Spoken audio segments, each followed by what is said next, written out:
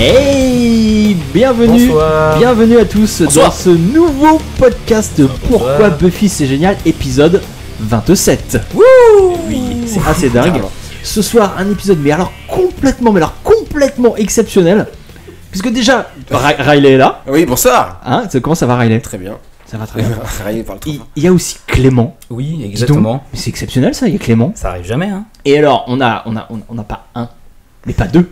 On a 3 invités. C'est un truc de malade mental. On a On pas est très très content. On est très content. Alors, déjà, on accueille Selkis. Comment ça va, Selkis? Bonjour, ça va très bien. Tu parles très bien. Je parle très bien, très près dans le micro. Très près de ton Ici. micro, c'est C'est impeccable. parfait. On est super content de te recevoir. On est un peu moins content de recevoir 2 autres invités qui sont derrière toi, qui sont Émile et Guy. Comment ça va, messieurs? Bonsoir, ça va très bien. Donc ça, c'était qui nous C'était parlait? Guy. C'était Guy. C'est Guy. C'est Guy. Et là, donc ça, c'était Émile. Voilà. Messieurs, quelle est votre compétence pour nous parler de Buffy ce soir? Absolument aucune. Ah, très bien, c'est parfait. C'est-à-dire, nous on avait dit que c'était Charmed et maintenant on dit que c'est Buffy. Alors on n'est pas. Et toi, tu regardais quoi, toi, quand t'étais jeune? On est où là? Très bien, ça part sur les chapeaux de roue. Vous avez comme point commun tous les trois d'être sartois et c'est pas plus mal. C'est un spécial ça. C'est avec C'est vous, ça. entre autres, que j'ai découvert la série Buffy contre les vampires dans notre bon département de la Sarthe. C'est donc un podcast spécial Sarthe ce soir. Mais pas que, on va parler de plein d'autres choses. Le sommaire, Riley, quel est le sommaire? Dis-nous tout. Alors on va parler de. Est-ce qu'on a dit? On n'a pas dit quel épisode dont on allait parler. C'est Pas ça, du tout. Afterlife, Tout à fait. l'épisode 3 de la saison 6. Oula. On va parler de résurrection, bien sûr. Ah, on va revenir des morts. On va parler du couple incroyable Spuffy, hein. Buffy et Spike. Tout à fait. Qui commence. Et on va parler de ce qu'on a fait tout ce week-end là. C'était la Comic Con, c'était pas mal. Ah, alors on dit la Comic Con ou le Comic Con? Alors ça, on sait Vu que pas. c'est Bah, con il pour faut- convention, je suppose que c'est là. Bah oui, mais moi j'ai entendu The. dire qu'il fallait dire Bah, le. The. Non, c'est là. C'est, je ne sais pas. Je crois que sur le site officiel c'est marqué le Bah, Comic il faut aller regarder sur les internets. Voilà, après on aura des petits coups de cœur et puis juste avant on fait des gros bisous, tout ça, comme d'hab. Ah ouais, ça c'est cool. Je vous rappelle le principe du podcast. Nous faisons des commentaires audio d'un épisode de Buffy pour mieux comprendre la série et l'apprécier. Ah, Ça juste valeur. Il bosse. Voilà, si vous voulez. Le podcast existe en MP3 sur iTunes, PodCloud, Podcast Addict et plein d'autres sites incroyables comme Deezer depuis peu. On s'est fait racheter par Deezer, on l'a expliqué la Ça, dernière c'est fois. Et Aussi aussi, on gagne de l'argent. et aussi en vidéo. Alors, la vidéo, on va en parler. Il faut faire un point YouTube immédiatement. Il y a un gros drame ce qui se passe avec C'est YouTube. le travail, oui. Si vous nous suivez, gate, YouTube gate. vous avez remarqué que on s'est fait le live a été coupé la dernière fois parce qu'on n'avait pas les droits et on passait un épisode de la série dans la webcam et à cause de ça, le live a été coupé. On retente l'expérience ce soir. On espère qu'on ne sera pas coupé, mais on n'en est pas sûr. Voilà, mais il n'y a pas la pression du tout, hein. Tout va bien. Suspense, c'est Détendez-vous. Et puis, de toute façon, au pire du pire, si on est coupé, sachez que, comme à chaque fois, vous retrouverez le podcast dans son intégralité, monté, Ou presque. non, monté, Ah oui. Bah oui, montez. bien monté, avec du bon son incroyable, sur les internets, sur notre site que vous connaissez bien, pourquoi.buffysénial.wordpress.com. Et sur nos sites partenaires, Slayer Revival, Buffy Angel Show et Cinéma Radio. Et j'ajoute une dernière chose pour la vidéo. Sachez que nos derniers podcasts qu'on n'avait pas pu mettre sur notre chaîne YouTube en vidéo Oui. sont disponibles sur Dailymotion. Ah oui. Alors voilà. Site français. Je sais que Dailymotion, il y a des gens qui Ah, aiment pas c'est trop, français, voilà. Cocorico. mais vous pouvez avoir la vidéo avec la vidéo de l'épisode et tout, hein, comme avant. Sur notre chaîne, nous avons une chaîne De toute façon, Dailymotion. tu les mets dans les articles. Et voilà, de toute façon, voilà, quand vous savez pas où nous trouver, sur notre site et sur notre site, qui est même un blog en fait, dans l'article du podcast en question de l'émission, on retrouve le lien qui va bien. Il faut savoir que Guy et moi-même on scrute le chat, on est là pour Ah oui, les ils sont gens, aussi, oui, pour tout vous à fait. répondre, Putain, ça on l'a hein, pas dit. Un peu le SAV. Ah oui, il faut le préciser, à chaque fois qu'il y a des choses qui vont être écrites avec le blaze Pourquoi Buffy c'est génial, Voilà. C'est pas nous. C'est pas nous. je me désolidarise complètement. C'est Émile et Guy qui écrivent, hein, on est bien d'accord là-dessus. Hein. Bon, il faut que vous sachiez en termes de ligne éditoriale, bon, peut-être un peu valeur actuelle, quoi. Quelque chose comme ça. Ah non. Timmy's down the bloody well, and if you make me miss it, I'll do what? Lick me to death? This is a time of celebration, so sit still and be quiet. Is everyone here very stoned? I love you, Xander. I'll never leave you. I'm the one who sleeps with you and feeds you, bathes you. Yeah. I see your yeah and raise you a yeah. She bathes you? Nothing can defeat the penis! Super, les gros bisous. Riley. Pourquoi Non, mais je sais pas, l'enchaînement était marrant. C'est moi Riley. qui commence les gros bisous. Bah ouais. Est-ce que vous êtes allé voir sur iTunes récemment? Oui. Oui. Ah, c'était ton gros bisou peut-être. Mais non, vas-y. Sur iTunes, il y a eu un message très drôle qui nous déjà la personne nous a mis 5 étoiles. Alors, qui est cette personne? C'est Bounouf. Qui touche à son micro? Bunouf. Émile, c'est toi qui touches à ton micro? Non. Arrête de tripoter ton micro. Il aime bien s'amuser avec son petit micro. Je crois que c'est Guy qui touche au micro d'Emile. Ah, c'est Guy. Oh d'accord, bah non mais les gars, C'est limite. c'est très vite. Donc Bunouf qui nous a laissé 5 étoiles et qui a dit que c'était sa copine qui l'avait obligé à lui mettre 5 étoiles. Et il précise, je ne sais pas qui vous êtes. Donc c'est assez marrant. Et sinon des gros bisous à tous les gens qu'on a vus à la Comic Con. Aujourd'hui. Et hier. Et hier, donc Big Game, bien sûr, Clips, Carole, Lou, Gauthier, Kevin, Yael, Simon, Martin, Et tous ceux qu'on oublie. Laura et tout, on oublie tout. Ouais. Et- Des gros bisous. et Et Mathilde. Elisa. Mathilde qu'on a vu tout à l'heure avant de partir, c'était cool. Tout à fait. Et Elisa, oui, bon, ça on en parlera plus tard. On en parle après. L'expédition. T'as oublié de faire un gros bisou à Élément Herchon. Élémentaire Chon. Ah oui, mais effectivement. Ouais. Sur YouTube, sur iTunes aussi, qui nous a mis 5 étoiles. Ah oui, non, je les appelle. Non, c'était avant. Hein. Non, je l'ai pas vu. C'était là. D'accord. Qui a un pseudo assez étrange, mais. Peut-être, ouais, c'est pour ça que je. Gros bisous à toi. Gros bisous. Selkis, est-ce que tu as des gros bisous? Ouais, pour rester dans le thème, si jamais il nous écoute un jour, on fera un gros bisou à Mirifique qui, elle, sait parfaitement pourquoi Buffy c'est génial. Ah. Et Jade qui est en train de découvrir pourquoi Buffy c'est génial petit à petit. Mais ça, c'est on les génial. coach, Moi, on les coach. C'est très bien. Dans la mais- Sarthe, on coach les nouveaux C'est ça qu'il faut adeptes. faire. Voilà. Vous êtes tous comme ça en Il faut C'est ça. évangéliser les gens qui ne savent pas que Buffy c'est génial. Tu fais un peu peur quand même. Ah bon. au niveau Guy et Emile, est-ce qu'on a du gros bisou les gars? Bien, un gros bisou à Antoinette. Ah oui, gros bisou Antoinette. Ouais. Qui t'a fait découvrir Buffy, c'est ça hein? Eh oui. Moi, je voudrais faire un gros bisou à tous les vendeurs de la Comic Con qui nous vendent, par exemple, des figurines pop. C'est assez bien. Emile, c'est un mec qui dénonce. Hein. C'est un mec, Et non, mais vraiment. c'est un mec engagé. Voilà, j'avais l'impression d'être sur internet en vrai. Mais pour 22€. Merci. Merci beaucoup, Émile. Et tout de suite, ça va être la rubrique de On refait le match. S'il vous plaît, mais arrêtez de parler tout le temps, je vous assure, c'est insupportable. On refait le match sur RTL. Pascal Pro. Et oui, on refait le match, la rubrique qui nous permet chaque semaine de revenir sur un épisode précédent. Et de parler de Pascal Pro. Et déjà de parler de Pascal Pro, que j'adore. Pascal, je t'aime. Et de préciser des choses qu'on aurait éventuellement oublié de dire. Moi, je vais revenir sur le podcast lequel Living Condition, tout à fait, avec la coloc Cathy. Big M nous précisait que le nom de famille de Cathy, c'était Newman. Newman, qui en français veut dire... Comme dans Alerte à Malibu. Ouais. Comme Déjà comme le personnage moustachu d'Alerte à Malibu. C'était un vrai sauveteur. Voilà. On en parlera dans le dossier. Mais surtout qui veut dire nouvel homme, nouvel être humain, tout ce qu'on veut. Ce qui nous donnait un indice sur son identité de démoniaque qui est toute nouvelle dans le monde des humains. On avait aussi profité, on avait parlé dans cette fois c'était pour notre podcast Evil Dead. Vous vous rappelez du podcast hors série Evil Dead? Podcast incroyable. Non. Clément, tu t'en rappelles très bien? Aucun souvenir. Tu étais rédac chef de ce podcast. Ah oui, Putain, pardon. Oui, pardon. Oui, tout à fait. Et ben on avait évoqué le travail de Pitou. On lui avait fait un gros bisou pour son travail universitaire sur la saga Evil Dead. Et on a fait une erreur. Et figurez-vous qu'on s'était trompé un peu dans l'intitulé exact de son travail. Donc voici le bon intitulé, c'était, ouvrez les guillemets, les sources d'inspiration de Sam Raimi pour la trilogie Evil Dead. Enfin, fermez les guillemets. Donc il y parlait pas seulement de cartoon en fait. Voilà. Et sa note, elle a pas été ouf. Parce que. On avait dit 13. Il a eu 13 quand même. On a misé sur 13. Oui, mais il s'attendait à mieux, mais il a pas eu une note ouf parce que son directeur de mémoire était plus fan d'Abbas Kiarostami que de Sam Raimi. C'est vrai. Selon ses propres termes. Alors c'est pas de bol, effectivement. C'est un peu pas de bol. Et une dernière chose, dans l'épisode. Enfin pour moi, dans l'épisode 22 sur I, Robot, You, Jen, j'évoquais dans cet épisode-là. Tu les as tous réécoutés ou... Dans mon site Buffy. Mais non, mais ça fait longtemps qu'on n'a pas fait des. Maintenant on fait tous les mois, donc il y a beaucoup de choses à dire. Et donc, beaucoup dans cette d'erreurs à corriger. Non, ou à préciser, vous avez vu. Oui, c'était plus des précisions, c'est vrai. Là, c'était une précision. Enfin, c'est presque un système Buffy. Enfin, vous allez voir. Moi, je parlais de la bande-annonce de ce film nul là. Comment ça s'appelle? Suicide Squad.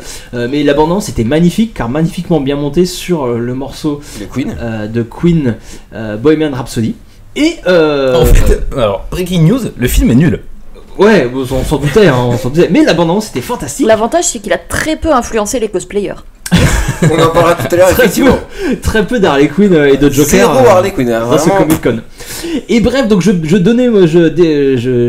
criais au monde entier mon amour pour Queen. Et figurez-vous qu'on, par l'intermédiaire de messages et des internets, GP qui nous écoute et qui est lui aussi fan de Queen m'a dit qu'il fallait absolument que j'écoute un podcast qu'il avait fait lui sur Queen. Et figurez-vous que je l'avais déjà écouté et que j'en avais pensé que du bien. Et donc je me permets d'en parler ce soir pour vous dire, si vous aimez Queen, allez écouter son podcast. Donc c'est un What the Duck hors série sur le groupe Queen de musique, donc parce qu'il y a plein d'extraits, il y a plein de petites anecdotes géniales. Et si vous ne connaissez pas ce groupe formidable, Freddie Mercury, bien sûr, et ben allez écouter aussi, vous allez découvrir de la très grande musique. Et What the Duck, ils font un podcast jeux vidéo. Genre jeux vidéo à la base.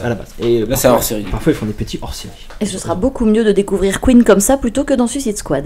Parce qu'il y a aussi dans le film le morceau. Oui. Oh merde. Est-ce que vous aviez on refait le match, messieurs dames? Non. Guingamp a gagné 3-1 contre l'Olympique Lyonnais. Putain, pourquoi on l'a pas fait avant?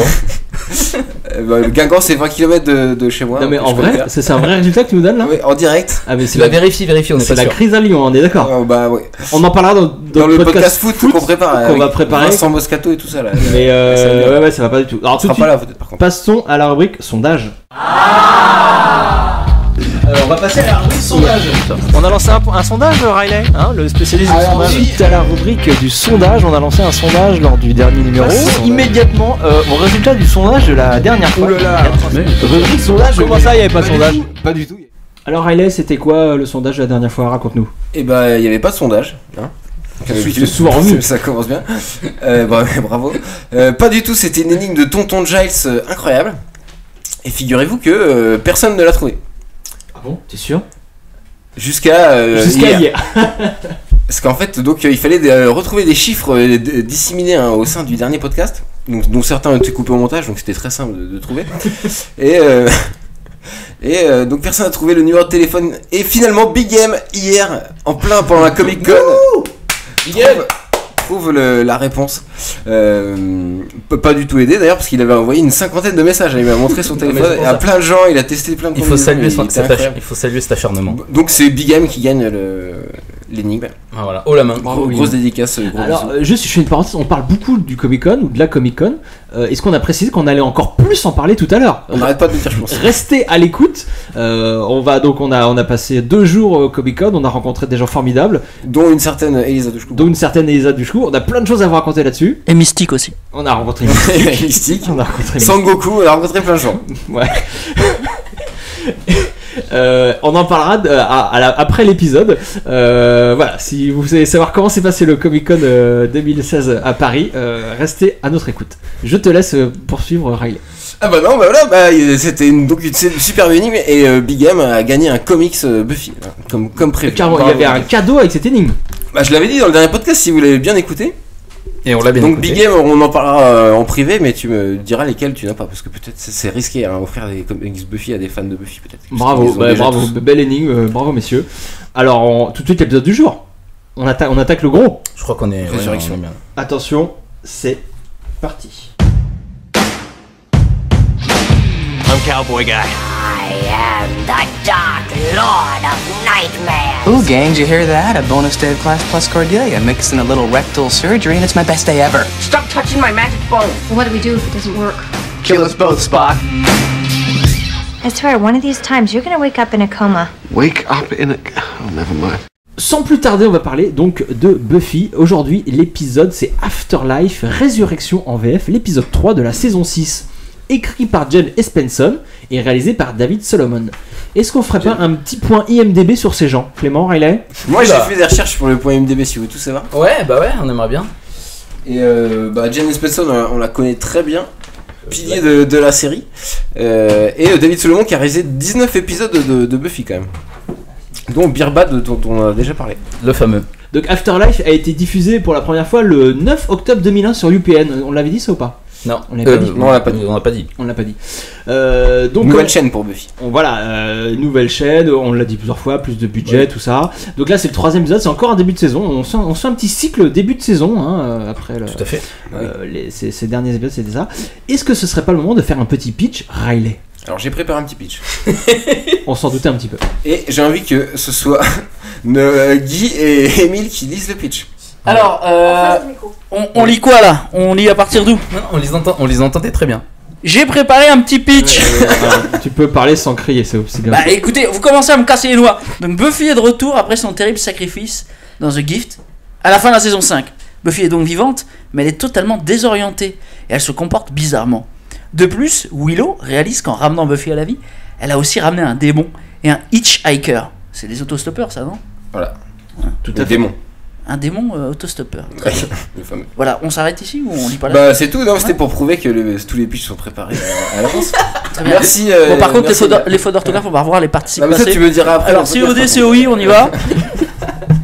Oh, mais c'est pour ça qu'on a choisi aussi de faire un podcast audio, hein, parce qu'écrire c'est beaucoup trop compliqué. Oui, on le disait tout à l'heure. Là, on peut faire des fautes de français, ça passe. Comme on veut. On est prêt? Comment ça se passe? Tout le monde est prêt? Ouais. Guy, t'es prêt? Je suis très prêt. Ah, il est très très prêt. Alors attention. Munissez-vous de votre télécommande. Car c'est maintenant. Munissez-vous de votre souris, si vous regardez sur un PC.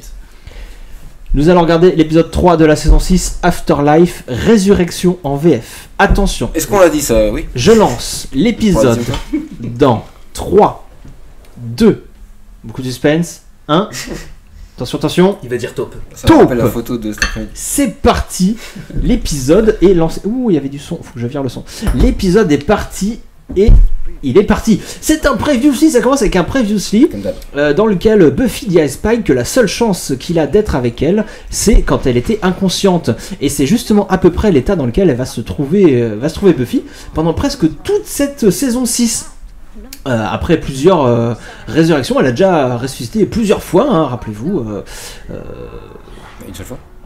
Oui, non, c'est pas ça que je voulais dire en fait. Ah oui, mais voilà, elle va ressusciter pour de vrai, cette fois de manière psychologique dans la saison 6, avec As You Were ou Normal Again ou Villains. Elle va vraiment sortir de cet état un peu végétatif dans lequel elle va être dans ce début de saison 6. Mais avant ça, bien que physiquement vivante, elle est psychiquement pas là. Buffy est une sorte de zombie pendant presque toute cette saison et c'est ce qu'on va vous montrer. Donc séquence 1, on a la petite équipe qui vient de croiser la revenante Buffy hein, à la fin du dernier épisode.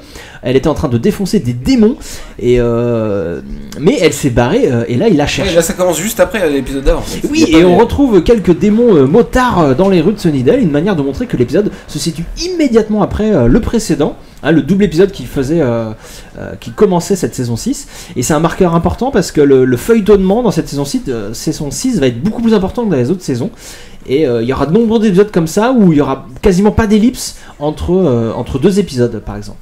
C'est vrai sur la 7 aussi ça, quand la 7 c'est hyper feuilleton, c'est... Exactement. Et donc là ils débattent sur leur Buffy, est-ce que c'était la vraie Buffy, comment elle allait, tout ça, et il faut toujours écouter Anya, hein, c'est un conseil que je donne à tout le monde autour de cette table.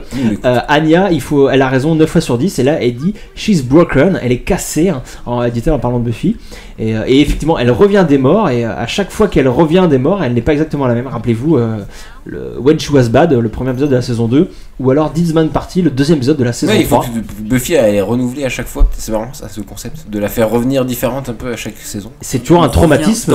Et pendant que tout le monde se voile la face. Exactement. Ouais, en fait ils sont vachement égoïstes je trouve. Donc c'est des ados, ils en ont rien à foutre. Ouais, le Scooby-Doo, ouais, ils veulent Anya, Buffy, elle leur appartient. Elle a je ne sais combien d'années, Anya, donc c'est peut-être la seule adulte. Ouais. Puis qu'elle la connaît moins bien que les autres, ils sont un peu égoïstes je trouve dans cet épisode en fait. Dans toute la saison. Ouais. Dans toute la saison jusqu'à l'épisode musical. Ouais, c'est vrai. Ouais. Où le poteau rose. Mais c'est bizarre. On a le droit de spoiler ou pas? On part du principe que tout le monde a vu l'intégralité de Buffy. On espère qu'ils ont tous vu, sinon coupez tout de suite et allez voir tout Buffy. Oui, surtout mais le Scooby-Gang peut être aussi vu comme une espèce d'allégorie du public. Le public qui ne veut pas voir Buffy partir, ils ne voulaient pas rester sur cette fin de saison 5, ils ne veulent pas vivre sans leur amie Buffy, ils ont besoin d'elle tous les mardis soirs à la télé. C'est exactement ça. Et donc ils ressuscitent coûte que coûte, quitte à lui faire revivre l'enfer sur Terre. Buffy appartient aussi aux spectateurs. Tout à fait. C'est moche. Non, je trouve que c'est plutôt beau ce que t'as dit.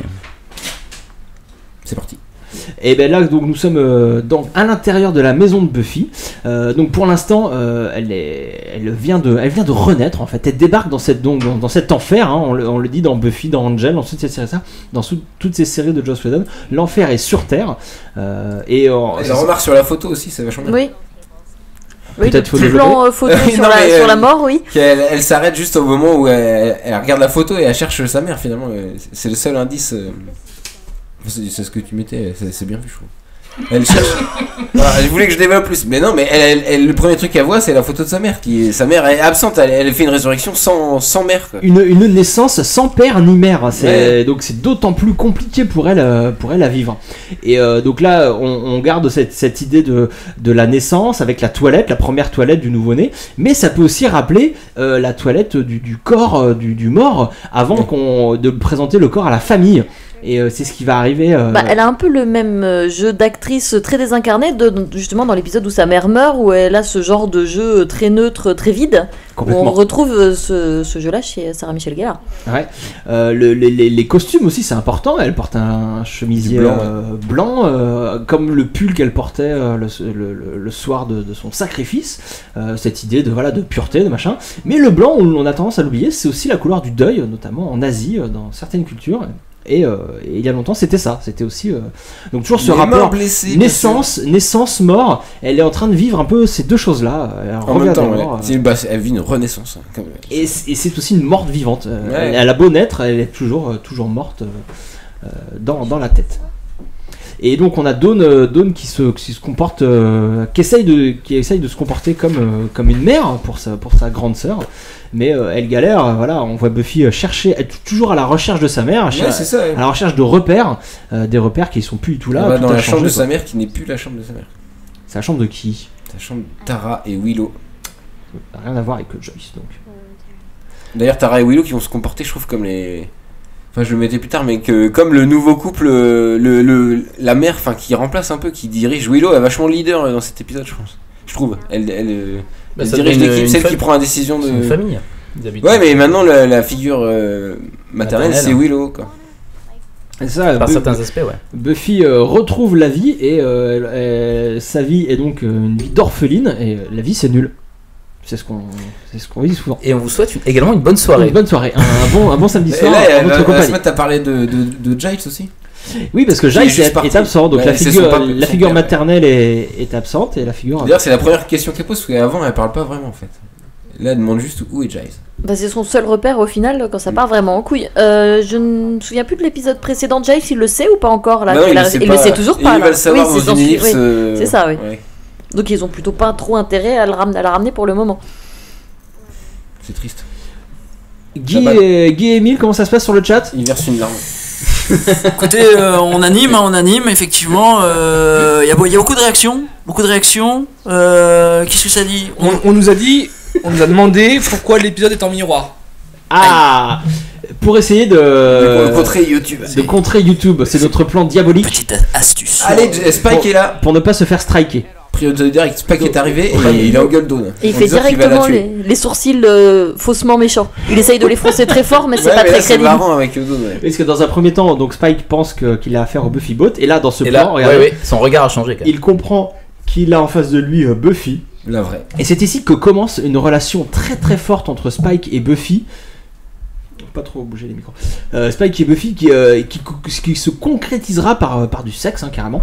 Spike, le vampire mort-vivant, est le seul qui peut comprendre la Buffy morte-vivante. Ça commence par cette histoire de plaie. Mais avant que ça baise, ça commence par cette histoire de plaie sur les mains. Vous voyez, la Buffy. Mais ça c'est bien aussi. Il n'y a que Spike qui s'en rend compte. Et ses amis qui l'ont pourtant vu n'ont pas compris ce que c'était.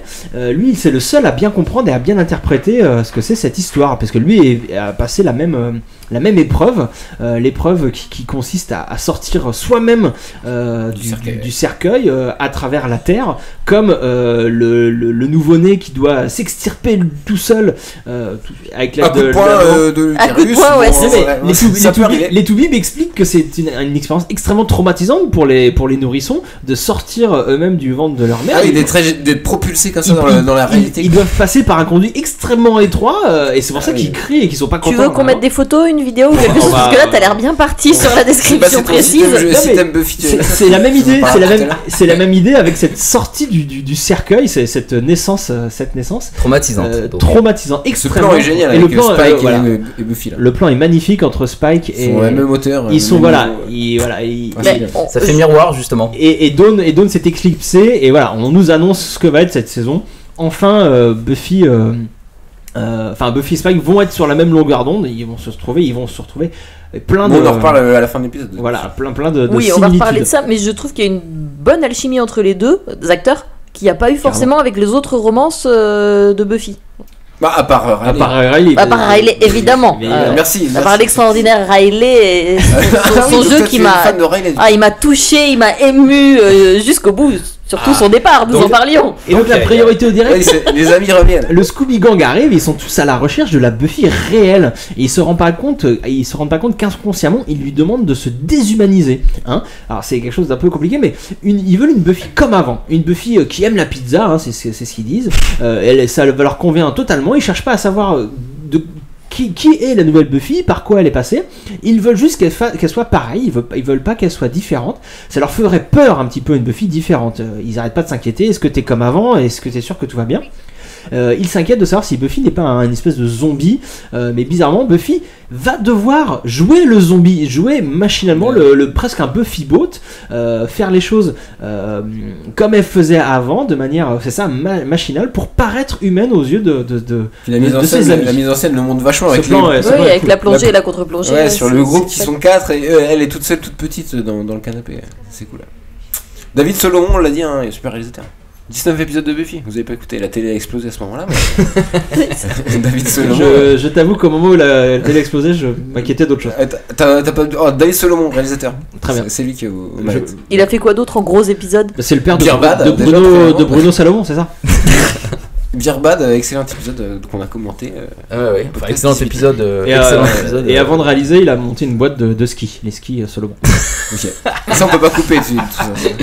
C'est drôle. C'était mal excellent, je vais pas les couper. C'est très drôle. C'était excellent. Guy et Emile ne valident pas cette vibe. On est gênés là. Bah essaye d'en faire des mieux, mon gars. Je crois que vaut mieux qu'on se taise. C'est ça. Donc là, c'est excellent, mais il faut que ça continue. On va se retrouver. Mais nous, on aimerait un peu plus la parole aussi sur le commentaire d'épisode parce que j'ai l'impression un petit peu qu'on nous a un peu cantonné dans un rôle de. C'est pas ça. De sniper. Vous connaissez pas la règle. La règle, c'est qu'on intervient quand on veut. Voilà. Non mais moi, je suis gêné hein, quelque part. Mais sauf avoir quelque chose d'intéressant. Parce que tes commentaires de texte de prof de français de 4ème là, techno, je commence à nous enquiquiner un peu. Est-ce qu'on n'y verrait pas plutôt dans l'apparition de Buffy quelque chose d'un peu christique, moi j'ai envie de dire. Alors, abordons la question de la religion dans la série. Et tu crois pas si bien dire, mon petit Émile, on va en parler tout à l'heure, avec notamment un plan où la question de la religion et de la mysticité du personnage de Buffy va prendre tout son importance. Mais la priorité au direct, quand Spike plaque Xander contre l'arbre, on peut se dire qu'il y a une petite erreur d'écriture, puisqu'on devrait il devrait avoir mal au crâne. Je vous rappelle qu'il a une puce à cette époque. Il le joue. Sauf que si on y regarde de très très près, Jess Masters fait un petit mouvement de tête vers le bas qui peut sous-entendre que la puce lui fait mal, mais comme il est très très colère, le comédien il le joue, il l'intériorise. Excusez-moi, mais c'est vraiment pas flagrant quoi. Au lieu d'hurler quand mais t'as bien regardé Clément? Il le joue. C'est trop léger, je sais pas. Alors il joue mal. Peut-être qu'il est tellement déstabilisé par le truc que ça ne fonctionne pas sur la puce, puisqu'elle agit sur ses émotions agressives et que là il n'est pas dans un état agressif, il est dans un état désespéré. Mais regardez ce passage, on râlera pas maintenant, parce que vous allez être décalé. Il est question de Dragon Ball Evolution sur le chat. Non, c'est faux, c'est pas possible. Non, je vous crois pas, c'est vous. Non, mais je suis sûr que c'est une connerie. C'est Goten qui parle de Dragon Ball. C'est Goten. Je suis désolé, mais il fallait que ce soit souligné. Je suis désolé, mais off mic, on avait demandé à nos chroniqueurs de pas évoquer, parce que. Oui, mais c'est indiqué sur le chat. Oui, mais je le dis à Goten, c'est parce que Emile est très très fan de ce film. Oui. Et c'est bien le seul. J'aime autant que Riley. Sinon, j'ai des goûts très sûrs. Sinon, Spike vient de dire quelque chose de très important, c'est que la magie a toujours des conséquences. Et ça va se vérifier dans cet épisode. Et surtout dans cette saison. Je rappelle, on est en début de saison, on l'a déjà répété dans les autres épisodes qu'on a fait sur les débuts de saison. Très important, les débuts de saison. On met en place les arches de la saison, notamment cette histoire de la magie qui va devenir dangereuse, notamment pour Willow. Et puis on enchaîne directement sur la scène entre Willow et Tara. Du coup, après qu'il ait dit que la magie ait des conséquences, c'est bien d'enchaîner sur les deux gonzesses. Des paroles prophétiques. Qui vont sacrément partir en couille. Ou en ovaire. En saison 6, ouais. Mais oui, alors pour l'instant, elles ont l'air d'être. C'est vraiment c'est le couple parfait. Les parents parfaits. On parle des petits problèmes. Il y a que moi qui trouve ça très creepy qu'elle s'installe dans la chambre parentale. Au bout de 147 jours, de je me suis demandé. Ouais. Dans la chambre parentale de chez Buffy. Non, mais c'est parce que Dawn a personne en fait. Elle a pas aucun adulte. Ouais, mais c'est les tatas de Dawn. Elles doivent s'occuper de la petite Dawn.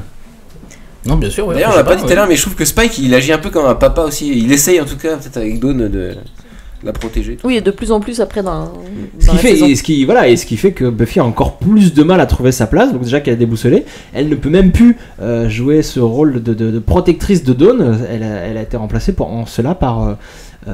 Tara et Willow. Juste, on précisait que Willow a fait une petite blague sur Giles qui essuie ses lunettes. Ça, c'est quelque chose de très intéressant parce que les fans le savent. Dès la saison 1, on retrouve ce tic de jeu que Anthony Head fait pour caractériser le personnage de Giles, où il essuie ses lunettes quand il est contrarié. On appelle ça faire une Giles d'ailleurs. Voilà. Et ça, c'est drôle parce que une nouvelle preuve que cette série, on le répète souvent, cette série a de la mémoire. Cette série a conscience d'être une série et a conscience de son passé. C'est même plus les fans qui font une vanne sur Giles et sur ses lunettes, c'est Willow elle-même. Donc c'est drôle. Ça arrive dans pas mal de. Tout à fait. Oui, séries, bien sûr. Dans Lost, par exemple, la saison 6, ils arrêtaient pas de faire des références. Elle est là. Souvent dans les bonnes séries, c'est ce que j'allais dire. Souvent dans les bonnes séries. Lost n'est pas une bonne série. Lost, saison. Lost aurait pu être une bonne série. Attention. Attention, il se passe un truc incroyable. Vous saturez parce que là, s'il y a un débat Lost. Parlons de Buffy, on est sur un podcast Buffy. Non, mais j'aime autant Lost que Dragon Ball Evolution et Rayleigh. Aussi bien. Willow, priorité direct. Une invitée celle qui se personne. Willow est un peu comme silence, priorité direct. Willow est un peu comme une enfant qui veut que tout reste pareil, on l'a dit tout à l'heure, et que rien ne change. Alors que Buffy dans The Gift, rappelez-vous, elle fait un énorme choix. Elle fait le choix pour accomplir son destin de sauver sa sœur et de quitter ce monde, de s'émanciper de Sunnydale. Willow, elle ne se rend pas compte que son action, celle de faire revivre Buffy, fait régresser finalement Buffy en la ramenant à ce qu'elle ne voulait plus être. Et le méchant de cette saison 6, on le dit souvent, et même les producteurs et les scénaristes de la série le disent, le méchant de la saison 6, c'est la vie. Mais ça serait aussi un petit peu Willow. Willow qui, pour que la vie continue comme avant, a fait cette erreur de faire revivre Buffy. Donc la vie est dure, et de redonner la vie à Buffy, c'est ça le truc méchant. Elle va faire un sacré paquet de conneries magiques pour que rien ne change au fur et à mesure. Elle va en faire beaucoup. Oui. Et alors que généralement quand jusqu'à devenir le big bad de la série. Voilà, quand on vit un traumatisme, ce qu'il faut c'est aller vers l'avant, essayer de le dépasser. Là, la méthode de Willow c'est plutôt le retour en arrière. Il y a eu un traumatisme, on va refaire comme tout était avant. Les crânes sur les photos. Et là il s'est passé un truc effrayant. Donc des petites visions. Ah, et c'est là qu'on voit. Vous avez vu ou pas? À droite. Des photos. Mais pas à droite d'ailleurs. Si, à droite. À droite pour les. Il y avait une photo du groupe Filter qui était notre générique de début. Notre générique de début. Oh putain. C'est une géniale avec une priorité au direct. On parlera de Filter après là. Bien sûr. D'ailleurs, je comprends pas pourquoi ils ont pas mis le clip sur ça en fait. Pourquoi ils ont fini l'acte 1 sur les photos alors que c'est beaucoup mieux que. Ah oui, alors donc voilà. Les photos, je trouve ça fait. On est au début de l'acte 2 et on a la scène super angoissante où Buffy balance des trucs. Parce que la scène est plus longue, c'est peut-être pour une histoire de minutage aussi. Ouais, sûrement. Forcément. Cette scène est géniale. Parce que oui, c'est plus intéressant comme ça. Enfin, comme tu dis, Jules. Sarah Michelle Gellar est incroyable. Enfin, le fantôme de Sarah. Oui, pardon. C'était une apparition. L'apparition. Mais donc oui, dans le truc des photos, j'y reviens. Hein, il y avait un petit flyer du groupe Filter, un groupe de rock américain. Voilà. Ok, on connaît pas. Donc, mais qu'on ne voyait pas dans l'épisode, quand l'épisode a été diffusé en 4 tiers, on pouvait pas le voir. Mais là, dans le 16-9, on voit les petits détails. Et donc, on peut se dire que. Et voilà encore une petite information. Le chef d'écho aime bien Filter et il s'est dit que Buffy devait l'aimer aussi. Ce groupe, c'est un bon groupe. Qu'est-ce qu'on peut dire? Alors voilà, oui. On peut dire que les filles commencent à baliser quand même. Parce que donc on a vu une Buffy psychopathe qui apparaît à Willow et Tara. Est-ce que c'est un cauchemar? Est-ce que c'est leur. Il se passe un truc là. L'explication dans le mur. Sous la tapisserie. 3D incroyable. Sous la tapisserie. Une tapisserie qui nous ramène à un petit rat. Il se passe un truc sous la tapisserie. Et oui, qui nous ramène à un film dont on a parlé tout à l'heure, bien évidemment. Poltergeist. Il se rappelle plus du film. Mais tu vas nous le rappeler. Poltergeist. Mais c'est peut-être une référence à Fantôme contre Fantôme. Bien évidemment avec Michael J. Fox. De Peter Jackson. Bah oui. Forcément, c'est un hommage. Forcément, moi je pense que c'est un hommage. Et donc, alors, est-ce que c'est la culpabilité? Est-ce que on sait pas trop. Et là, alors du côté d'Anya et Alex, on se pose aussi des questions. Cette scène est bizarre aussi. Est-ce qu'on a fait les bons choix? On sait pas trop quoi. C'est juste de la comédie de couple là, de ce début de scène. Non mais il pose tous ses couples très tranquilles en début de saison pour tout faire péter derrière. De toute façon c'est son plaisir je pense. Whedon dans l'intégralité de ses productions et il fait pareil avec ses films. Ah vous aimez les jolis couples? Bah allez vous faire foutre, je vais tout péter. Non mais toujours. Toujours quoi qu'il fasse. Tout le temps. Il veut montrer que tous les couples vont bien quoi. Et notamment celui-là avec Anya. Ah oui, la supervision aussi là. Evil Anya. Là regarde-moi ce. Clément, ça te rappelle un film? Attends, pardon, excusez-moi, j'étais sur le chat. Evil Dead, oui, Evil Dead, évidemment. Bah alors là, mais c'est plus qu'évident parce que c'est une poupée en plus. Voilà, c'est complètement Evil Dead. C'est la plus grosse référence à Evil Dead de tout. Et ce plan là où Anya se lacère le visage avec un couteau, il était tellement choquant qu'il a été même coupé par la chaîne Sky One lors de la diffusion au Royaume-Uni de l'épisode. Vous vous rendez compte? Non, vous vous rendez pas compte. C'est dingue. Ils se rendent pas compte. Non, ça fait chier. Et là, nous sommes le lendemain matin, en plein soleil, le jour. Ce sera bipé, t'inquiète. Petite réunion à la cool dans le jardin. Et bim, on découvre immédiatement qui est le méchant. Hein. Pas trop besoin de chercher, c'est Anya qui nous balance le truc. Oh bah ouais. Mais ça va bien avec son personnage. Mais exactement. Ça va quand même plus vite quand il n'y a pas des recherches à faire dans les bouquins. Puis là, ils sont tranquilles, le méchant, c'est exactement ce que dit le public. Dans le jardin, quoi, tranquillou. Tranquillou. C'est vrai que c'est peu. En fait, la menace, on en reparlera tout à l'heure, mais elle est pas trop crédible. C'est vraiment juste pour. Comme du bon Buffy pour faire ressortir l'histoire des personnages et pas du tout. Enfin, le fantastique et anecdotique dans cet épisode. Une petite chose que j'ai oublié de préciser tout à l'heure, c'est une petite référence rigolote. Buffy disait à Willow et Tara, I know what you did. La Summer. Et c'est évidemment une référence au film formidable dans lequel a joué Sarah Michelle Gellar, I Know What You Did, Summer. Souviens-toi l'été dernier en français. On va revoir bientôt. Un film génial, on sera obligé de faire un hors-série dessus. Il est sorti quand par rapport à cet épisode Bien avant. D'accord. C'est 97 je crois, 99, enfin c'était pas par là. C'est après Scream, c'est 2 ans après Scream. Elle a tourné en même temps, juste après Scream 2. Ouais. C'est entre la saison 1 et la saison 2. D'accord. C'est d'ailleurs pour ça qu'elle a les cheveux plus courts au début de saison 2, elle s'est fait couper les cheveux dans... Ah oui. Par le pêcheur. Par le pêcheur, ça fait vraiment couper. Bon, on parlera et si on faisait hors série? Ouais, bon, bref. Mes priorités au direct, Buffy porte cette fois du noir, un chemisier noir, comme un message à ses amis. Regardez, je ne suis pas pure, je ne suis plus la même. Allô, voilà. Non, c'est sûrement pas ce qu'elle se dit, mais oui, dans l'idée, oui, c'est ça. Mais ces idiots ne pensent qu'à lui dire que tout va bien, qu'elle ne doit pas s'inquiéter. C'est une très mauvaise attitude face à une personne qui subit un traumatisme. Il faut pas tenter de l'amoindrir ou de le dissimuler, et c'est en fin d'épisode et seulement auprès de Spike qu'elle trouvera du réconfort et une oreille, surtout une oreille attentive qui l'écoutera, et pas des gens qui essayent de la balader en lui disant que tout va bien. Mais ils essaient pas de la balader, ils sont sincères. C'est juste qu'ils pensent qu'à sincères. Ils pensent qu'à leur couple, qu'à leur Scooby-Gang. T'inquiète pas. Ah oui, non, mais ils pensent pas aux conséquences. Ils sont morts de trouille et ils osent pas lui dire. Faut parler des choses. Parlons, hein, Émile. Faut parler des choses. Tu parles pas, toi.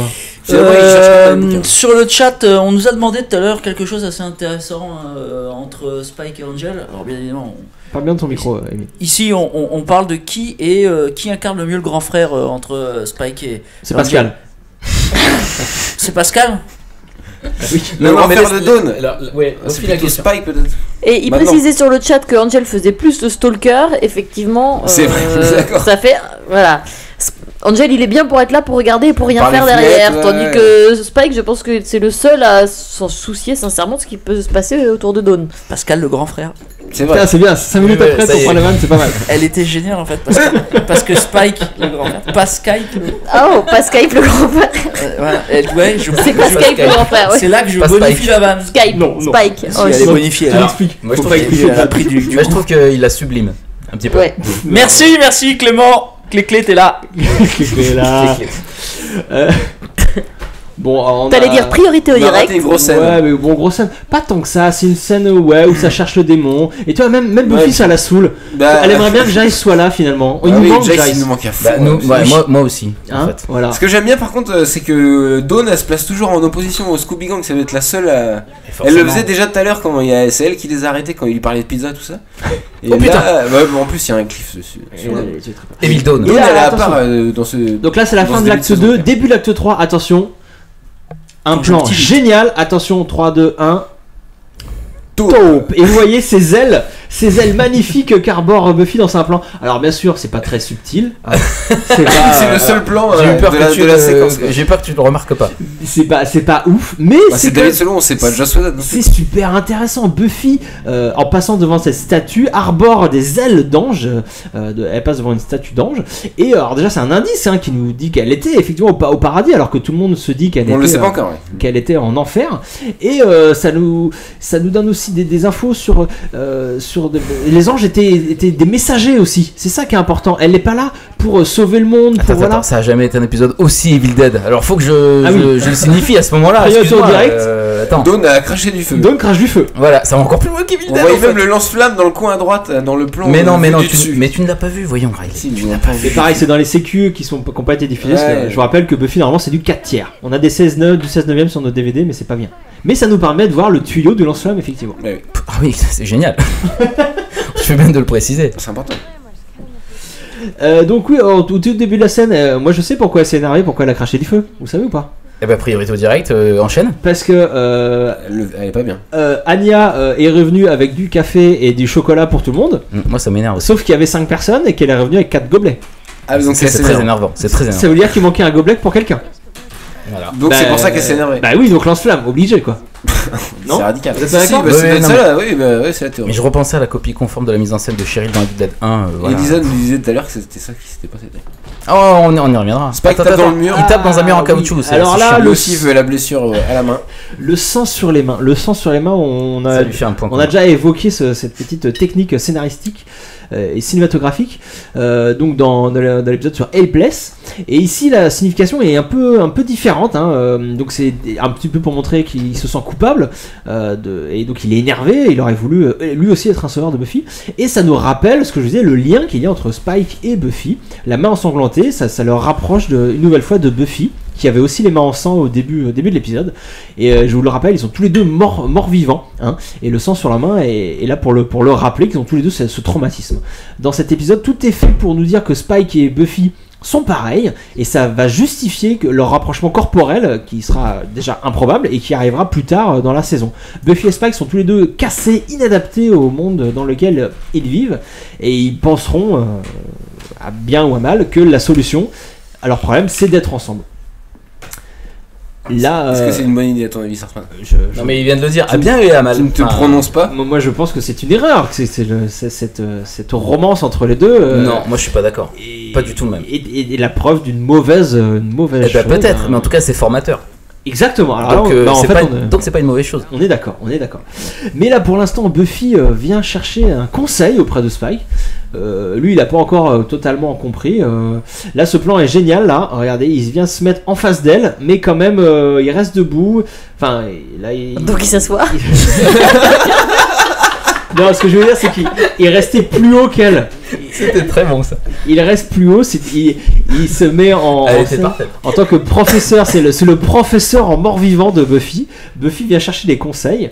Spike auprès de Spike le mort-vivant, qui lui est mort-vivant depuis des dizaines d'années. Et qui est pas très bon à ça. Et voilà, et là, sauf que voilà, il a pas pigé qu'elle venait chercher des conseils. Et lui, tout ce qu'il lui fait, lui, il est amoureux, donc il réfléchit pas. Il sort ses vieilles excuses. Alors oui, c'est un peu touchant et tout, mais c'est pas du tout ce qu'elle était venue chercher. Pour preuve, sa réaction mais de toute façon, de marbre. Skype est incapable de se... Skype, j'y arriverai pas. Spike est incapable de se placer de toute façon en position de tuteur ou de conseiller, vu que on lui, voit la réaction lui a toujours besoin d'une femme forte sous la coupe de qui se mettre. Donc il est absolument incapable. C'est un soumis. Mais c'est un soumis. C'est un mec complètement soumis de sa vie et de sa mort-vie. De sa mort-vie. Bah oui. Ah oui, on l'avait un peu évoqué dans Crush, je crois, dans cet épisode-là, le rapport de Spike aux femmes. Il peut pas, sa mère, Harmony et tout ça. Harmony, il est plutôt dominant du coup, mais ça se passe mal. Harmony, Spike et Harmony. Drusilla. Non, Drusilla. Ouais, non, mais quand il est avec Harmony, Oui. c'est lui qui est plutôt le couple, le dominant dans le couple, là, et du coup, ça se passe pas bien. Mais même ça, il arrive pas à le faire alors que c'est une grosse greluche. Mais non, c'est parce que c'est pas Buffy, tout simplement. Non, mais c'est vrai, il est incapable de faire quoi que ce soit, ce pauvre garçon, mais je l'aime bien. Clément, je sens que t'es spoofy fanboy. Bah non, mais je trouve que tu es très dur avec notre ami Spike. Ah, quand mais même. j'ai été très spoofy étant adolescente. Mais c'est fini. Mais maintenant, tu préfères Angel. Maintenant je trouve ça très rigolo, mais je suis un peu plus objectif dessus. Et du coup, tu préfères Angel? Ah non. Ah bah, non plus. Non bah, plus. tu préfères C'est Clément, bah, Riley, c'est Clément, on est d'accord. Ah oui, c'est Riley avant tout, mais outre Riley. Ah, aussi, non, mais outre Riley. Un jour, j'arriverai à faire je ça. suis très pro spoofy, comme vous dites, mais je ne considère pas ça comme une romance. Moi, je voudrais l'avis de Guy. Guy, t'es plutôt Riley, Angel ou Spike? C'est qui Buffy? Très bien. Excellent. J'en profite pour rebondir là-dessus parce qu'en fait En le criant, débat... toujours en criant. Bien oui, parce que nous en fait on a un matériel un peu Lidl. Non mais ne crie pas, c'est vrai, ça sert à rien. Alors, il fonctionne très bien ton micro. Mais comme ça on m'entend, c'est sûr. Ah ouais, alors en fait le débat se porte sur quelque chose d'autre sur le chat. C'est plus en fait sur le fait qu'on ait parlé de Lost Orman. Ah bah ça fallait pas. Et à quelque part, moi aussi je vais vous dire non. Regardez pas Lost, regardez Joséphine Ange Gardien, c'est mieux ficelé. C'est mieux ficelé. Très bien. Au moins, il y a une fin aux épisodes. On va dire priorité au direct, hein, parce que c'est n'importe quoi. Vous frôlez le troll là. C'est maintenant le moment d'une scène assez classique dans Buffy, le moment un peu long et relou où l'intello explique aux autres qui est le méchant et comment le battre. Donc alors on adore Willow, hein, c'est pas la question, mais c'est quand même un peu mieux quand c'est Giles qui s'y colle, on est d'accord. Hein. Il y a de l'essuyage de lunettes, il y a trop sérieuse. Xander qui fait des vannes, il y a des choses comme ça. Là, Xander, il écoute trop Willow. Ouais, là Willow c'est un peu trop parfait en fait. Willow elle est trop parfaite et donc elle explique pas les choses. Et elle est obligée. Non mais c'est chiant pour le personnage, mais pour l'histoire. Ah bah oui, mais donc, c'est mieux quand c'est Giles quand même, non? Bah oui. Il y a des blagues sur le chat. Ouais, en fait on veut nous enculer, donc bon, écoutez, ça c'est un projet qui peut se négocier. Très bien, mais ta vulgarité te concerne. Non, mais c'est vraiment. Moi, je voilà. Un gros bisou alors. Je suis que sur le chat. Un gros bisou. Priorité au chat. Direct. Moi je voulais faire un petit sondage, mais bon, du coup, je suis interrompu par les chatters. Quoi. Tu peux faire, ce sera plus intéressant peut-être. Alors vite fait, comme Willow, on peut se poser la question est-ce qu'ils ont pas eu tort de faire renaître Buffy? Et parce que et c'est toute la saison 5 s'est terminée par The Gift. Ouais, non mais est-ce que sinon il y aurait plus de séries et vous pourriez plus faire de podcast. Donc bah, oui. Bien sûr, mais Kevin. Non, mais ouais, bien. Enfin, oui, vas-y. Kevin, qui était notre invité justement il y a 2 émissions, disait que c'était The Gift sa fin préférée. Il aurait quelque part voulu que The Gift se termine. Guillaume, qui était notre invité au tout début, au 11e podcast, préférait aussi The Gift. Ça aurait été couillu, mais ça nous aurait quand même enlevé une saison 6 qui est royale. Ah non, mais d'accord, et saison 7 aussi. Est-ce que. J'aime autant la saison 7 que Riley. Je reformule mon sondage. Est-ce que vous préférez la fin de la saison 5 ou celle de la saison 7? Voilà. On peut voter, nous? Vous pouvez voter sur le site. Il y aura un article. Pourquoi Buffy c'est génial .wordpress.com. On peut dire du coup là ou on enchaîne? T'as le droit de répondre si tu veux. Tu sais comment ça marche les sondages, Clément? Oui, non, pardon. Faut voter sur le site internet. Je vais dire mettre des petits commentaires. N'influence pas tes auditeurs. Pendant que le démon, j'aimerais bien en fait, c'est ça le truc. Le démon autostoppeur continue de se balader dans les. Le démon autostoppeur. Oui. Continue de se balader. Donc là, on est en fin d'acte 3. Buffy rentre chez elle et elle allume pas la lumière, y a pas besoin. Buffy est maintenant exclusivement un être de la nuit. Et surtout, elle est en danger. Regardez, il y a une espèce de dame blanche bizarre, qui lui lugubre. Et qui est surtout interprétée par la cascadeuse Lisa Hoyle. Ah bah oui, on a entendu parler déjà de doublure. Ça fait un petit moment. C'était l'indice qu'on avait l'indice, c'est ça, oui. Qu'on avait mis sur les internets pour que nos auditeurs ça a été trouvé très vite. Notre auditeur, c'était bon. Nos auditeurs. Et Lisa Hoyle, donc c'était sans doute une cascadeuse qui bossait beaucoup sur Angel à l'époque et qui est venue donc faire l'espèce de fantôme dame blanche. Ouais, Buffy prend donc là Buffy se bat contre une espèce de fumée, donc c'est pas facile à mettre en scène quand même. Mais donc les plans sont pas ouf, mais au moins les effets spéciaux sont sympas, moi je trouve. En cette saison 6, c'est pas trop dégueu, ouais. En cette saison 6, donc comme on l'a dit, il y a eu une hausse de budget et ça se ressent beaucoup dans les effets spéciaux. Je trouve que les effets spéciaux en saison 6 et 7 sont beaucoup plus intéressants, beaucoup plus pertinents, je trouve. Bah carrément, oui. Hein? Et donc cette fumée blanche nous dit aussi You don't belong here. C'est un drôle de parallèle avec notre dernier numéro où le Clodo décérébré par Glory, je vous rappelle, disait exactement la même chose à Dawn, qui elle aussi venait de débarquer à Sunnydale. On peut en conclure que les forces du mal sont des putains de conservateurs, hein, même si tout simplement on peut le déduire. Ouais, si on avait une lecture ils votent politique, Trump les salauds. Ouais. Plus que ça, ils veulent fermer les frontières, ils veulent limiter c'est le même programme. L'immigration entre les dimensions. Oui, bah ça, oui, il est contre. Et ils nous disent que les démons votent FN, c'est scandaleux. C'est scandaleux. Ça dénonce un peu cette série. Ça dénonce grave. Donc là, on est dans une scène, dans une voiture, une scène au début avec des vannes pas ouf, mais qui a pour intérêt de nous expliquer la stratégie du Scooby Gang pour combattre ce démon. Donc les deux sorcières vont... Ça commence d'ailleurs le montage parallèle. Voilà. Et par contre, ce plan est très cool là. Quand ça tourne, c'est chouette. Autour des sorcières. On l'aime bien. Hein. Qu'est-ce que vous en pensez de ça? Je sais pas. Je regardais s'il y avait des cuts et il y en avait pas. Ils le font quand même souvent avec la sorcellerie de Buffy. Ça. C'est bien. Bah, à chaque fois qu'il y a une cérémonie des bougies, forcément la caméra tourne autour. Tu vois ce que je veux dire? Tout le temps. Non, pas tout le temps, c'est vrai, pas tout le temps, mais souvent, comme elle dit, ça c'est pas nouveau, je veux dire. Bah, ils l'ont fait dans la scène ça, et puis ils le font jusqu'au bout, et ils le font jusqu'au dernier épisode, et jusque dans le dernier épisode, ça c'est un peu là. Oui, c'est une scène qui va devenir un peu récurrente dans cette saison. Moi j'aime les deux Willow et Tara. Mais c'est très sympa. Mais là, de manière générale, tout est plus beau, comme tu parlais des effets spéciaux là tout à l'heure, la lumière aussi est plus travaillée, le décor, ça fait moins remplissage. C'est ça, et donc là le rythme s'accélère, on a des allers-retours entre donc la Magic Box, la voiture, la chambre de Buffy où elle se bat, on accélère le rythme pour rendre ce final haletant, ce final d'épisode très sympa.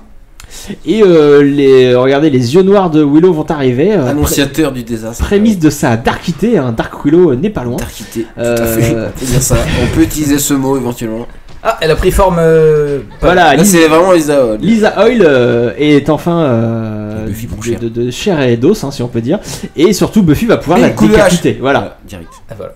Il était pas très fort en forme. Non, il aurait dû rester vaporeux. Une tête toute blanche, mais ça aussi, ça aide Buffy. C'est le Freak of the Week, ce n'est pas qu'un gadget scénaristique. Ça aussi, ça permet des choses. Buffy a maintenant, par cette décapitation, retrouve ce qu'elle sait faire le mieux. Enfin.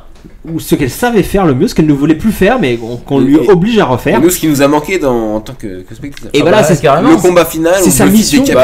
Sa mission de tueuse qu'elle a toujours. Enfin, qu'au début, elle refusait de faire. Là, une nouvelle fois, on lui oblige une nouvelle fois à être tueuse. Elle ne décide pas. Buffy ne décide pas. On lui impose ce boulot de tueuse.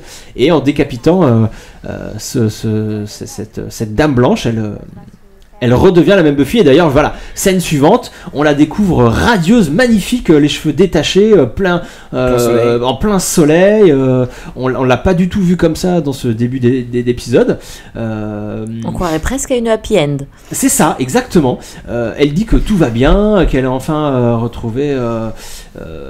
on a retrouvé notre vraie Buffy, et bien sûr tout ça va être contredit par le twist final, parce qu'un bon épisode de Buffy se finit très souvent par un bon petit twist à l'ancienne. C'est plus qu'un twist, là, c'est une scène en soi.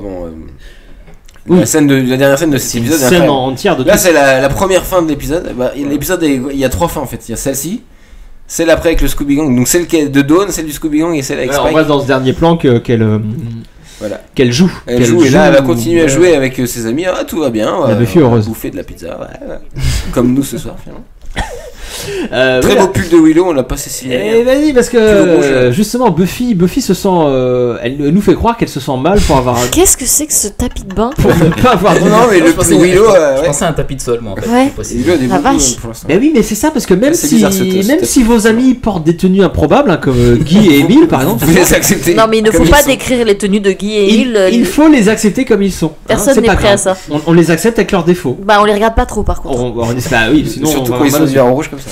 Mais voilà, elle leur donne ce que ses amis attendent. Ils voulaient être remerciés. Elle leur donne du remerciement. Elle leur fait des câlins. Elle s'achète comme ça un peu de tranquillité. Mais il y a un gros souci. Je vous rappelle que Buffy réussit à s'ouvrir grâce à son entourage. On l'a assez répété. C'est la force de la série. C'est la force de cette tueuse qui n'est pas seule, qui est toujours entourée. Et là, dans cette saison 6, elle va être très souvent dans la saison, à part hors du groupe, hors du Scooby Gang. Et ça commence là en mentant à ses amis. En même temps, elle leur dit pas merci. Elle leur dit je peux pas vous expliquer ce que ça représente pour moi. Et ils lui disent de rien. Ah, il y avait Xander dans cet épisode. Mais ils disent pas merci, elle leur dit pas merci, elle leur dit juste si s'est passé quelque chose et je peux pas vous dire quoi. Dit, non, mais oui, donc en gros elle pense très fort, vous êtes des gros connards, mais elle leur dit pas. Non, elle pense pas ça justement, elle va le dire à Spike. J'ai été ramené du paradis par mes amis. Elle leur en veut pas non plus. Attends, il y a eu cassure. Ce qu'elle veut dire par là, c'est qu'il y a eu cassure, il y a un truc quand même. Personne de la saison 6. Attends, priorité au mais on direct. réagit au direct justement. On arrive à la dernière scène cultissime de cet épisode, il y a 1 milliard de choses à dire. Et je vais les dire si vous avez des choses à rajouter. Donc déjà la lumière. C'est beau, c'est bien on éclairé. Les vampires qui foutent de la lumière. C'est shiny. Buffy sort, elle est irradiée de lumière et au lieu de continuer vers la lumière, elle va aller dans l'endroit où il y a l'ombre. Regardez cet insert. Insert pied de Spike. Spike lumière. Bloqué par la lumière. C'est un plan. C'est peut-être l'insert Comment il est arrivé là? Le plus beau. En se déplaçant dans l'ombre. Mais c'est de la poésie tout ça. Faut pas chercher à expliquer. On s'en fout. La lumière est moins forte. Non, on s'en fout pas. Elle a raison. Spike. Il le dit. La lumière est moins forte. Spike est prisonnier de l'obscurité. Vous avez vu, il y a une marque au sol. Il ne peut pas aller dans la lumière. Il est prisonnier. Il a interdiction de lumière. D'ailleurs, il y a encore une trace dans ce plan là. Voilà. De fermeture. Exactement, tout est fermé et Buffy la rejoint dans cette prison d'obscurité. Buffy est également bloquée ici avec Spike. Elle lui dit aussi I can be alone with you. C'est lourd de sens. T'as un problème avec mon accent anglais peut-être. C'est toujours aussi drôle. Là on est de nouveau gênés du coup. Mais voilà, Buffy ne sera jamais épanouie. Ça c'est un indice pour ma cause, pour la cause que je défends. Buffy ne sera jamais épanouie dans la relation avec Spike qui va débuter ici. Elle sera toujours seule, bien qu'avec Spike. Et ensuite, pas grand chose à dire sur le monologue qui va suivre. Un monologue époustouflant de Buffy. Donc tout y passe. L'enfer est sur terre. Death is my gift. Your gift. La tueuse, elle est tueuse contre sa volonté. Voilà, elle va devenir une Buffy Boat, une Buffy zombie qui va chercher à faire semblant, faire les choses de manière machinale. C'est poignant cette scène. C'est pas drôle du tout. C'est pas drôle du tout. Il y a plein de petits détails. Il y a la petite pancarte Beware of the Dog. Attention aux chiens derrière eux quand elle parle à Spike. Un petit peu. Spike, c'est un chien. Mais non, mais voilà, Spike, un sauvage. Spike n'est pas un gentil toutou domestiqué. Il y aura toujours une bête sauvage qui sommeille en lui. Faut faire attention, Buffy, on lui dit, mais fais gaffe. Elle va l'oublier. Et elle sortira finalement. J'avais autre chose à dire. J'avais plein de choses à dire sur ce plan. Ah bon? Mais tu pourras nous en reparler après. On pourra vous en reparler après. Calme-toi. Alors voilà, Spike explique qu'il aurait pu rentrer dans la Magic Box au moment des câlins et qu'il n'a pas voulu. Là encore, pour renforcer le lien entre Spike et Buffy, lui a compris que c'était hypocrite tous ces hugs dans tous les sens. Et ça renforce le lien entre Buffy et Spike qui sont sur la même longueur d'onde. Et ça rajoute de la distance entre Buffy et ses amis. Voilà ce que je voulais dire. Ce qui fait chier quand même un peu. Mais du coup ça relance tout le... Au lieu de tomber dans une routine où c'est un Scooby Gang toujours, voilà, allez tous les copains on va réussir les épreuves. Là il y a un doute quoi. Merde, et s'ils se fâchent? Non mais c'est pour ça que c'est cette... Alors attention, voilà. Buffy part. Ouais, elle retourne à la lumière. Elle retourne à la lumière. C'est magnifique, cette scène est formidable. D'ailleurs tu es troublé, ça se voit. Mais une lumière, enlève la main de ton pantalon. Une lumière de façade. On l'imagine, elle va arborer maintenant ce sourire. Voilà, ce sourire, on dirait le Buffy Boat. C'est le Buffy Boat qui part. Est-ce qu'on peut définir Buffy Boat? Comment tu l'écris Boat? B-O-T. Voilà, parce que c'est-à-dire pas que le love boat comme un bateau. C'est pour ça, Orjan fait référence à l'os magnifique. Buffy's Boat. Non, c'est un bot, un robot. Bot, ouais. Buffy Boat. Et le bateau, c'est Boat. Buffy Boat. Et Orjan nous a rappelé. Pas Buffy Boat. Notre Penis Boat. Fermé. Notre Buffy's Boat. Il est quand même con. Notre Penis Boat. Oui, Buffy's Boat. Oui, voilà, du coup, oui. Oui, voilà, j'ai. Bravo, Orjan. Donc Buffy Boat, vous voulez que je dise Buffy Boat? On préfère, ouais. C'est la fin de cet épisode, un épisode lambda, mais avec un final magistral, on peut le dire. C'est pas si lambda que ça. C'est pas lambda du tout, enfin, je trouvais pas si lambda. Mais c'est quand même magnifique. Il se passe des trucs super importants, justement, cette cassure avec ses amis. Bien sûr. Bah voilà, du coup, c'est pas. Non, c'est lambda dans l'histoire. D'accord, ça raconte. Il se passe rien dans l'histoire. Elle Il se passe ressuscite, quasiment rien. elle coupe la tête d'une dame blanche et c'est fini. D'accord, oui, c'est vrai qu'il se passe pas des choses très excitantes d'un coup. Ce démon, il sert à rien. Il vit dans le mur, c'est une dame blanche qui se fait tuer en 2 secondes. Ça sert à rien. Est-ce que vous voulez passer à la conclusion de cet épisode? Ah oui, il y a une Je crois qu'il y a Émile qui voulait parler. Émile veut intervenir. Émile. Emile, rien à déclarer. Emile, Mais pourquoi tu levais la main? Mais j'ai dit que je m'étirais. Oh, putain, c'est incroyable, je Alors, peux très rien bien. faire dans cette émission. c'est passionnant, mais je vais être obligé de te couper tout de suite. C'est l'heure de la conclusion. C'est pas de notre faute. Oh my god. It's a sombrero. And it's on your head. Can you believe the Watchers Council let this guy go? Hey, did everybody see that guy just turn to dust? What kind of a monster is he? Crazy freak, vapid whore. Everybody, Giles has a TV. He's shallow like us.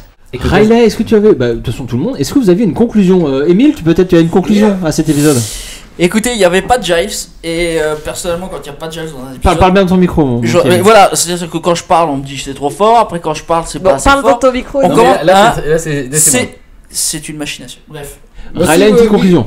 Non, mais juste, on n'a pas dit pendant le podcast, mais l'épisode ça se passe carrément, presque entièrement dans la maison. Je sais pas si vous avez remarqué. Ils sortent quasiment jamais, ils sont dans le jardin vite fait. Il est pas comme les autres. Il fallait faire des économies. Il y a Once More with Feeling qui arrive bientôt. Ouais, il fallait faire des économies pour Once More with Feeling, mais en plus, c'est la maison, c'est le symbole de la renaissance, la naissance, le ventre, tout ça, le foyer. Ah, tu vas pas t'y mettre aussi? Familial. Il y en a déjà un qui nous a décrit l'accouchement par le menu. Je rejoins la théorie de l'accouchement de Sartman. Bien sûr, l'accouchement par la terre. Il fallait bien accoucher dans cette maison. Donc, Bon, alors qui coupe le cordon? C'est Buffy. Avec sa hache en coupant la tête. La vache! Ah non, et puis ça rejoint aussi ce qu'on disait au C'est début sans fin. quand Willow et Tara ont pris la chambre de la mère de famille. Enfin, cette maison est vachement importante et du coup, que ça se passe que dedans pour cette résurrection, c'est cool. Sinon, oui, c'est un épisode touchant. Voilà, qu'est-ce que j'ai écrit? Voilà, c'est très touchant. Voilà, C'est très tellement touchant. spontané, Il y écoute, croit on pas, il y s'en croit pas ému. lui-même quoi. Non mais si, mais quand je l'ai écrit, j'y croyais. C'est là, vous m'avez dérangé. C'est ça qui compte. Et oui, et que c'était quand même le destin de la tueuse est horrible. Quoi. C'est la saison 6, c'est la saison de la dépression. Je sais pas si vous êtes d'accord, mais Complètement. Si, tout à fait, ouais. D'accord, cette ça- saison 6, c'est bien plus intéressant qu'on peut le croire. Ah, moi, c'est ma préférée de l'intégralité Ah de ouais Buffy. mais carrément, c'est ta mais oui. préférée. Et d'autant qu'à l'époque, j'étais très à fond dans la relation Buffy Skype, décidément Spike, que je trouve toujours intéressante, mais que j'ai un peu démystifié depuis. Mais Et c'est pas parce qu'il y a Once More with Feeling que c'est ta saison préférée. ah, c'était cool. Mais c'est un bon pic, mais après, je trouve que c'est encore mieux. Et comme ça finit pas bien, c'est encore mieux. Bah, c'est C'est comme pas- l'Empire contre-attaque.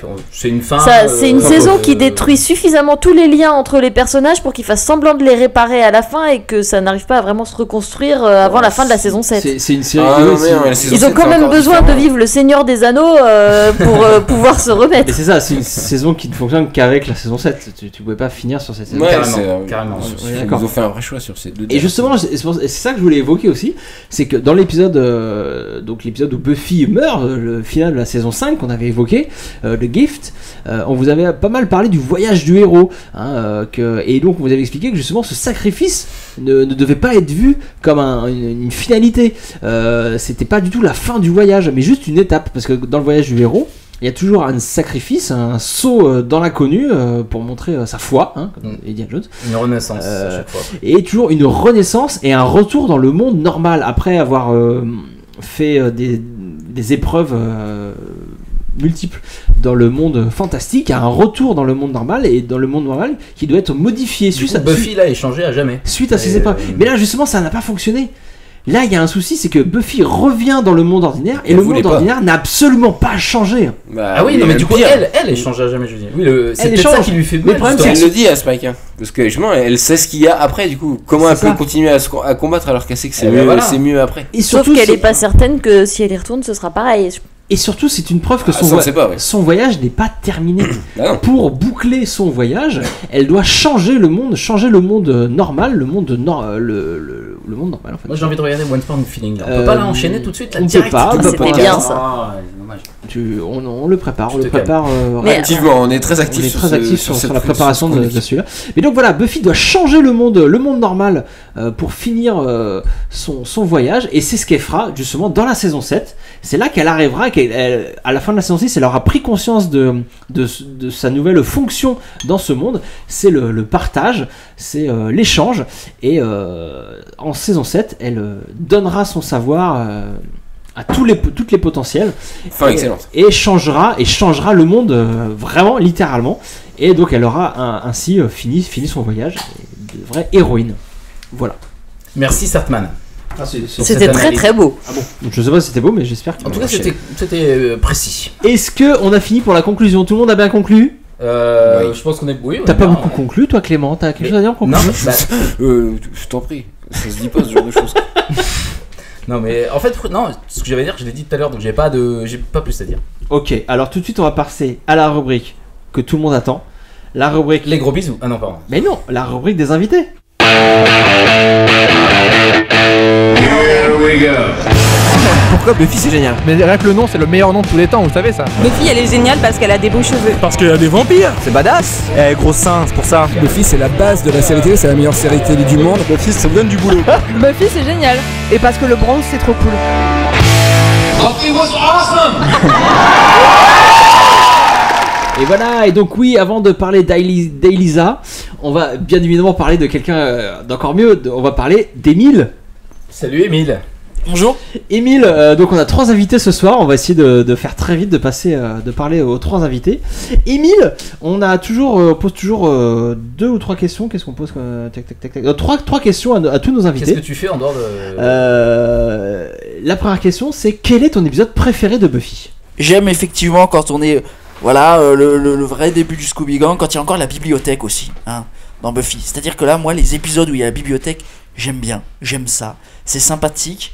J'aime quand il y a Giles, j'aime quand il y a la déesse de Giles. Mais sinon, toutes les intrigues, sinon j'en ai rien à foutre. À part ça, bof. Je rappelle qu'Émile est le président du fan club sartois de... Et des DS. Comment as-tu découvert Buffy, Émile? Bah écoutez, je pense que c'est un peu comme tout le monde, hein, c'est-à-dire que j'avais un petit téléviseur dans ma chambre, un 32 cm cathodique. Et du coup, j'avais forcément M6, la trilogie du samedi. Et effectivement, de temps en temps, un petit peu d'au-delà du réel, parce qu'il y avait des bons épisodes. Mais c'était pas le samedi au-delà du réel. Ah, c'était pas C'était le vendredi. Ou le vendredi peut-être. Ah ouais. C'était les contes de la crypte. Il y avait le caméléon et Charmed. Ça c'était trilogie du samedi. Ouais, avec Buffy. Bon, alors, avec Charmed, ça j'ai jamais pu encadrer.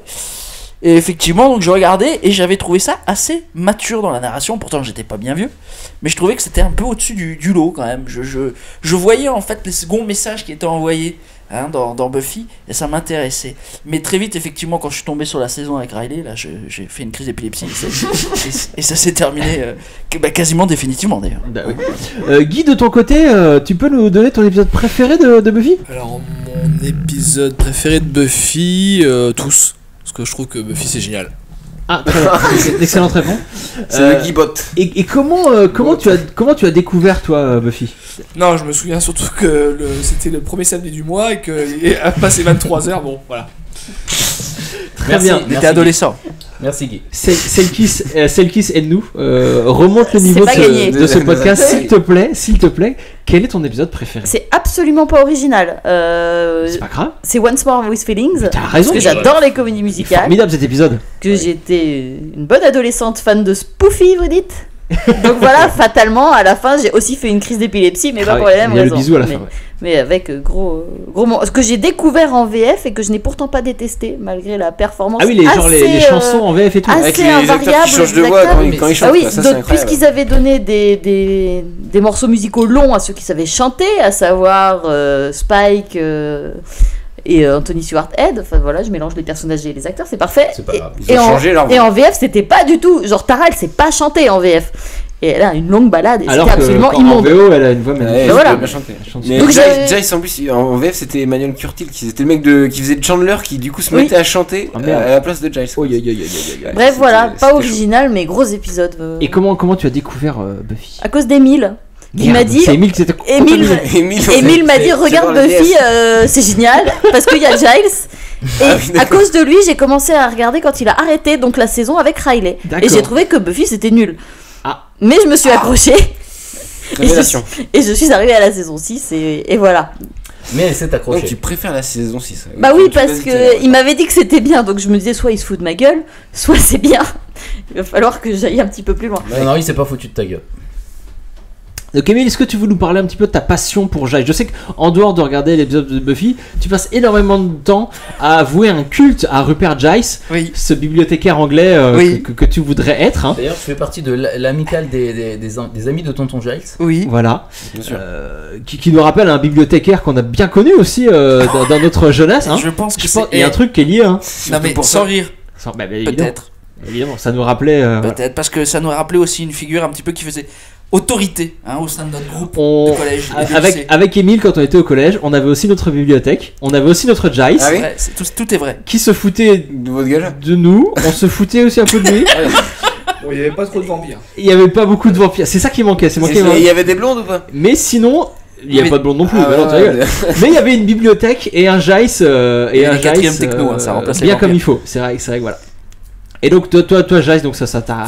Alors en fait. Outre le côté amusant de la chose, effectivement, moi ce que j'aimais bien c'était la relation entre lui et Buffy, parce que pour la première fois dans une série, en tout cas moi ce que je voyais, il y avait effectivement le héros qui était un petit peu, vous voyez, encadré, qui était soutenu. Et moi ce que j'aime pas trop dans les récits, c'est le côté le héros il a tout sur ses épaules, il y a personne pour le soutenir, le coacher, etc. Et je trouvais ça vachement bien en fait, si vous voulez, qu'il y ait cette espèce de figure. Alors moi je dirais pas maternelle, plutôt pas maternelle, plutôt paternelle, parce que bon, il était très absent. C'est un garçon, je crois. Mais non mais voilà, mais tout à l'heure vous avez dit Jace figure maternelle. Non, on n'a pas eu ça. Si. Pas paternelle, c'est un P. Vous verrez.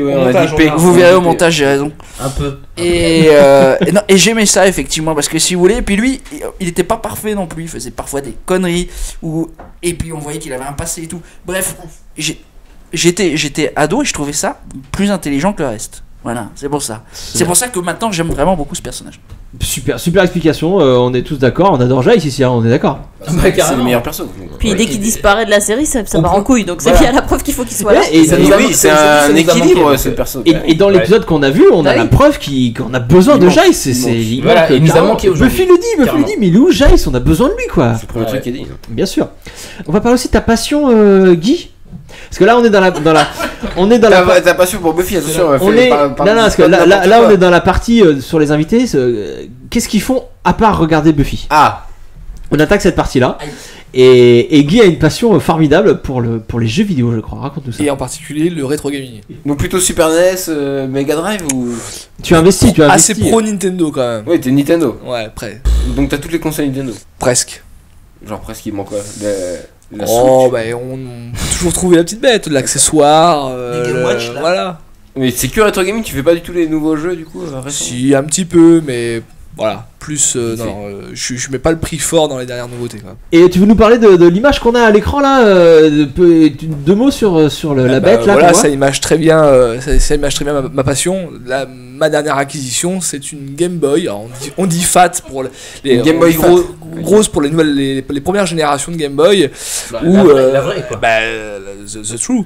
Et celle-ci a une particularité, c'est que c'est une Game Boy estampillée Manchester United. Le club de foot donc. Le club de foot anglais, tout à fait. Et donc du coup, voilà, une série limitée.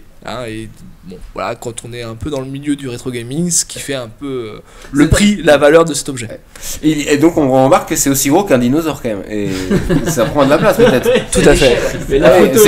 C'est pour voir l'échelle. C'est pas à l'échelle. C'est à l'échelle. C'est parfait, un dinosaure. Donc tu connais pas l'échelle pour voir l'échelle d'une console, je trouve que c'est génial. C'est pour ça qu'il précise Fat, Game Boy Fat, c'est pour ça. Tout à fait. Est-ce que Guy, une question totalement improvisée, est-ce que t'as des jeux vidéo Buffy par hasard? Et non.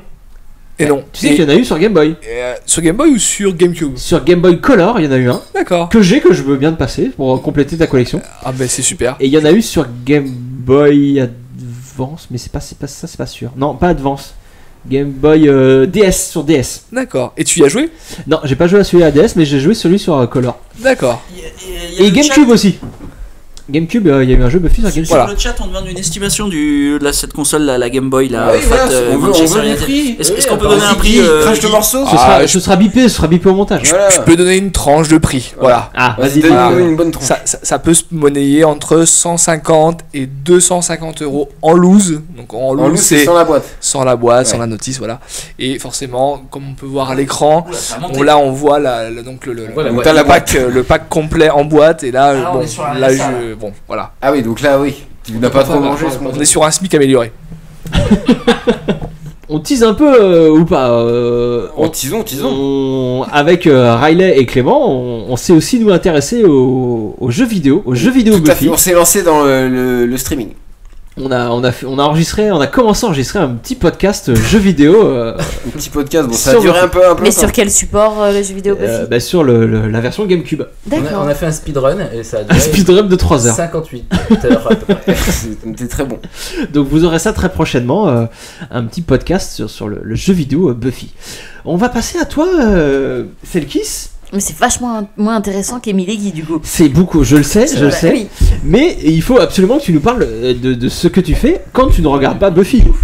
Raconte-nous, c'est quoi ça, ce logo incroyable ? Plein de choses, ça c'est un logo incroyable, voilà. Non, je fais plein de choses, beaucoup trop, mais principalement du dessin, de l'écriture et de l'auto-édition. Ah.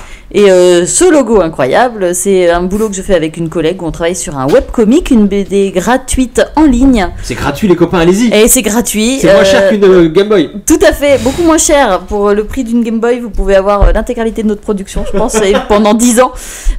Donc voilà, bande dessinée gratuite en ligne sur un thème science-fiction un peu post-apocalyptique pour grossir le trait. Du mercenaire, très vulgaire, hein. Non pas vulgaire, hein. Très grossier, très grossier. C'est pas vulgaire, c'est absolument grossier. Je vais pas raconter, il suffit d'aller lire, c'est gratuit, c'est parfait. T'as un personnage de femme forte. Un personnage de femme forte, tout à fait, mais beaucoup plus grossière que Buffy et qui n'a pas du tout l'intention d'avoir un Scooby Gang parce que voilà. Mais donc c'est à lire en ligne et ensuite on les publie sur papier, on les vend en convention, tout ça. Donc avec des planches bonus. On a dit le nom voilà, et le nom. Warhounds, comme les chiens de guerre. On peut taper ça en ligne. On est les référencés sous Google. On mettra les liens. Voilà. On mettra évidemment le lien dans l'article. On s'amuse bien à faire ça. C'est assez chouette. On aime bien avoir des retours aussi au fur et à mesure qu'on publie la bande dessinée. C'est très beau. Comme ça permet de voir un peu ce que les gens en pensent et ça nous motive beaucoup. Et alors vous publiez une planche par semaine, hein, une planche par semaine. Alors là on est on est en pause parce que c'est les vacances. À chaque vacances on fait quand même des pauses. Sinon on fait faire des pauses, les vacances, une planche tous les vendredis et dès qu'on a fini un chapitre on publie un tome sur papier. Donc là on a fini le chapitre 1 que tu as acquis récemment. On est à la moitié du chapitre 2 et ce sera en 3 chapitres. Génial. Ça fait combien de pages du coup, combien de planches sur un chapitre on est sur une 60aine de planches. Donc on fait 1 an et demi pour un chapitre. Donc ce sera fini. On est à la moitié là, on est pile à la moitié.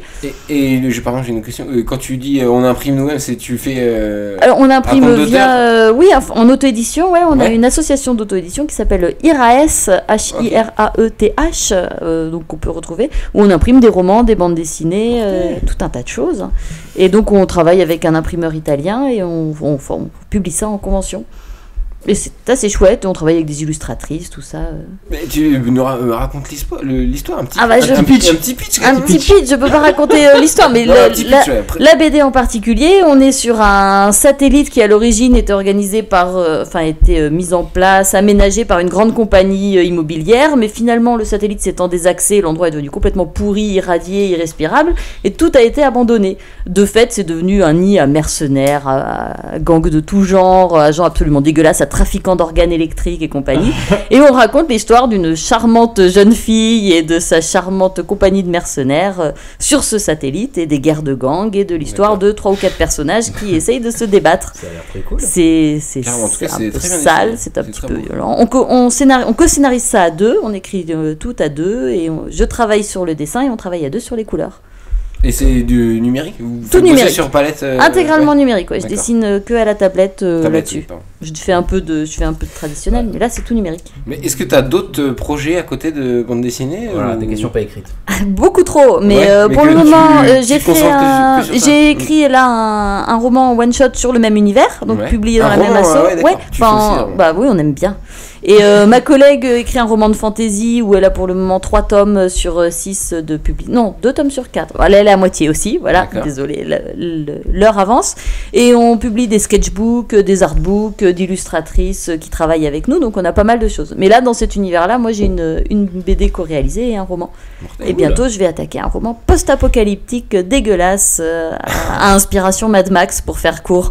D'accord, ok. Et j'ai une dernière question. Est-ce que vous avez tenté de démarcher des éditeurs pas du pour tout. Pas mettre votre argent? Non, pas du tout, parce qu'on aime bien la liberté de l'auto-édition. C'est super agréable de pouvoir avoir un ton complètement libre. Et puis, très objectivement, c'est pas franchement du format et de l'histoire à éditeur. On n'a pas, c'est pas pas très grand public, c'est pas très bankable quoi. On s'amuse vraiment beaucoup dessus, mais d'accord. Moi je sais pas, j'ai pas lu du coup. Et surtout vu, je vais pas faire un pitch sur l'état de l'édition en ce moment. Il y a une telle surcharge de publications en édition, que ce soit en BD, en roman ou autre, que les étals sont complètement dépassés. Tiens pas une semaine. Et puis ayant un boulot assez conséquent à côté, je peux pas non plus gérer si par quelque raison que ce soit on s'engageait de façon professionnelle auprès d'un éditeur, il y a quand même besoin professionnellement de tenir la route et d'en faire un taf à temps plein. Ce qui n'est pas le but, puisque le but c'est vraiment un plaisir. Mais si tu fais ça pour hobby, pour évidemment. Ouais, bien sûr. Cool. Tu nous rappelles le site peut-être? Tu mettras peut-être un lien. Warhounds. Oui, Sartman et anglais, c'est chaud.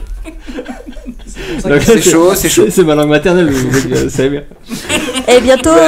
Elisa, vous l'aurez entendu parler d'Elisa Dushku, c'était. Excellente transition, Riley. Professionnel, 27 podcasts. C'est évidemment le moment d'attaquer la rubrique Si t'aimes Buffy, tu vas aimer ça, dans lequel on va peut-être parler de cette charmante actrice qu'on a rencontrée ce week-end. Attention, c'est parti. You're English, right? Yeah. I've seen every episode of Doctor Who. For God's sakes, Andrew, you've been in here for 30 minutes. What are you doing? Entertaining and educating. Well, why can't you just masturbate like the rest of us? Alors, Riley, c'est à toi. C'est un Si t'aimes Buffy, tu vas aimer ça. Ouais. Qu'on va faire tous les deux. Hein. Bah oui. Non, mais Clément était là aussi quand même. Clément, oui, il a vécu un peu moins de choses que nous. Ouais, nous on a fait les 2 jours et Clément il a fait qu'une seule journée. Donc on va parler du Comic Con qui se déroule le 21, le 22, le 23 octobre 2016. Encore demain. Hein, voilà, donc aujourd'hui on est samedi soir. Ça bouge, il y a un bruit de micro, je sais pas qui fait le bruit. Donc c'était vendredi, aujourd'hui et demain. Et donc on y est allé vendredi et aujourd'hui tous ensemble. Qu'est-ce que tu y as vu, Riley? On a vu beaucoup de... Comment décrire? De choses. C'était résumé, c'est bon. Donc on y était tous ensemble, Emile et Guy et Selkis, vous pouvez intervenir. On a vu des choses. Alors on a vu surtout, on a pu voir 2 panels de Elisa Dushku. On l'a rencontrée en vrai plus ou moins. J'ai fait une photo avec elle, incroyable. Donc j'étais en pleine forme, tout allait bien. Moi je la connaissais déjà un petit peu évidemment. Et oui, donc on a assisté à 2 panels, un sur le Buffyverse. Qu'est-ce que t'es sexy, Riley? Donc, est-ce qu'on a commencé par Elisa Dushku, donc l'interprète de Faith, oui, on n'a même pas présenté de Buffy Angel. Après, bien sûr, tout le monde la connaît. Donc, elle était présente comme invitée sur ce festival. Donc, vendredi, comme tu l'as dit, une conférence sur animée par Yael qui était venue dans le podcast, qui traduisait et qui va revenir. Frédéric Benudis qui animait. Qui bossait sur Canal. Et aujourd'hui, donc ce matin, elle est venue avec son magnifique pantalon en cuir, incroyable. Nous parler de son travail avec Joss Whedon. Il y avait Yael, donc quand on dit Yael Sinkovic, qui anime des panels, journaliste, auteur, tout ça, qui est déjà venu au podcast, qui est déjà venu et qui va revenir très bientôt. Donc c'était passionnant, ces deux petites conventions. Sachez qu'on a évidemment tout enregistré. On va monter tout ça, on va voir la matière qu'on a. On a enregistré des sons, hein, c'est notre métier, on fait du podcast, on enregistre du son, on a enregistré des sons. Quelques fans qui étaient là aussi. Sur ces 2 jours, on va essayer de faire un petit montage, un petit truc qu'on vous mettra en ligne pour que si jamais vous pouviez pas être à cet événement, puissiez avoir un petit aperçu de ce qui s'est passé et de ce qu'Elisa a dit. Elle a parlé de son travail sur Buffy, son travail avec Joss Whedon, et il s'est passé quelque chose d'assez génial. Il y a eu une espèce de coup de foudre hier. On peut le dire. Je vais laisser Riley raconter, mais à un moment donné il s'est passé quelque chose. Il s'est passé quelque chose. Raconte-nous, Riley. Du coup, je suis allé lui demander si elle voulait venir au podcast ce soir. Donc désolé, les Sartois, je suis désolé. Ça s'est passé hier. Donc. Ça s'est passé hier, oui. Et elle a dit. Et non. Alors, elle a dit quoi? Elle a dit non. Bon. Et nous on dit oui. Voilà. Bon bah faut je me suis rabattu sur le plan B. Mais alors aujourd'hui, je l'ai revu en tête à tête, si je puis dire. Bon, il y a une photo. La photo le prouve. Hein. Et donc elle a dit cool le t-shirt. Non, c'était un petit peu l'expression cool le t-shirt. Et c'est tout, on m'a pas reconnu en fait. Bon. Quelle belle expérience. Elle voulait pas venir ce soir, c'est un peu bizarre.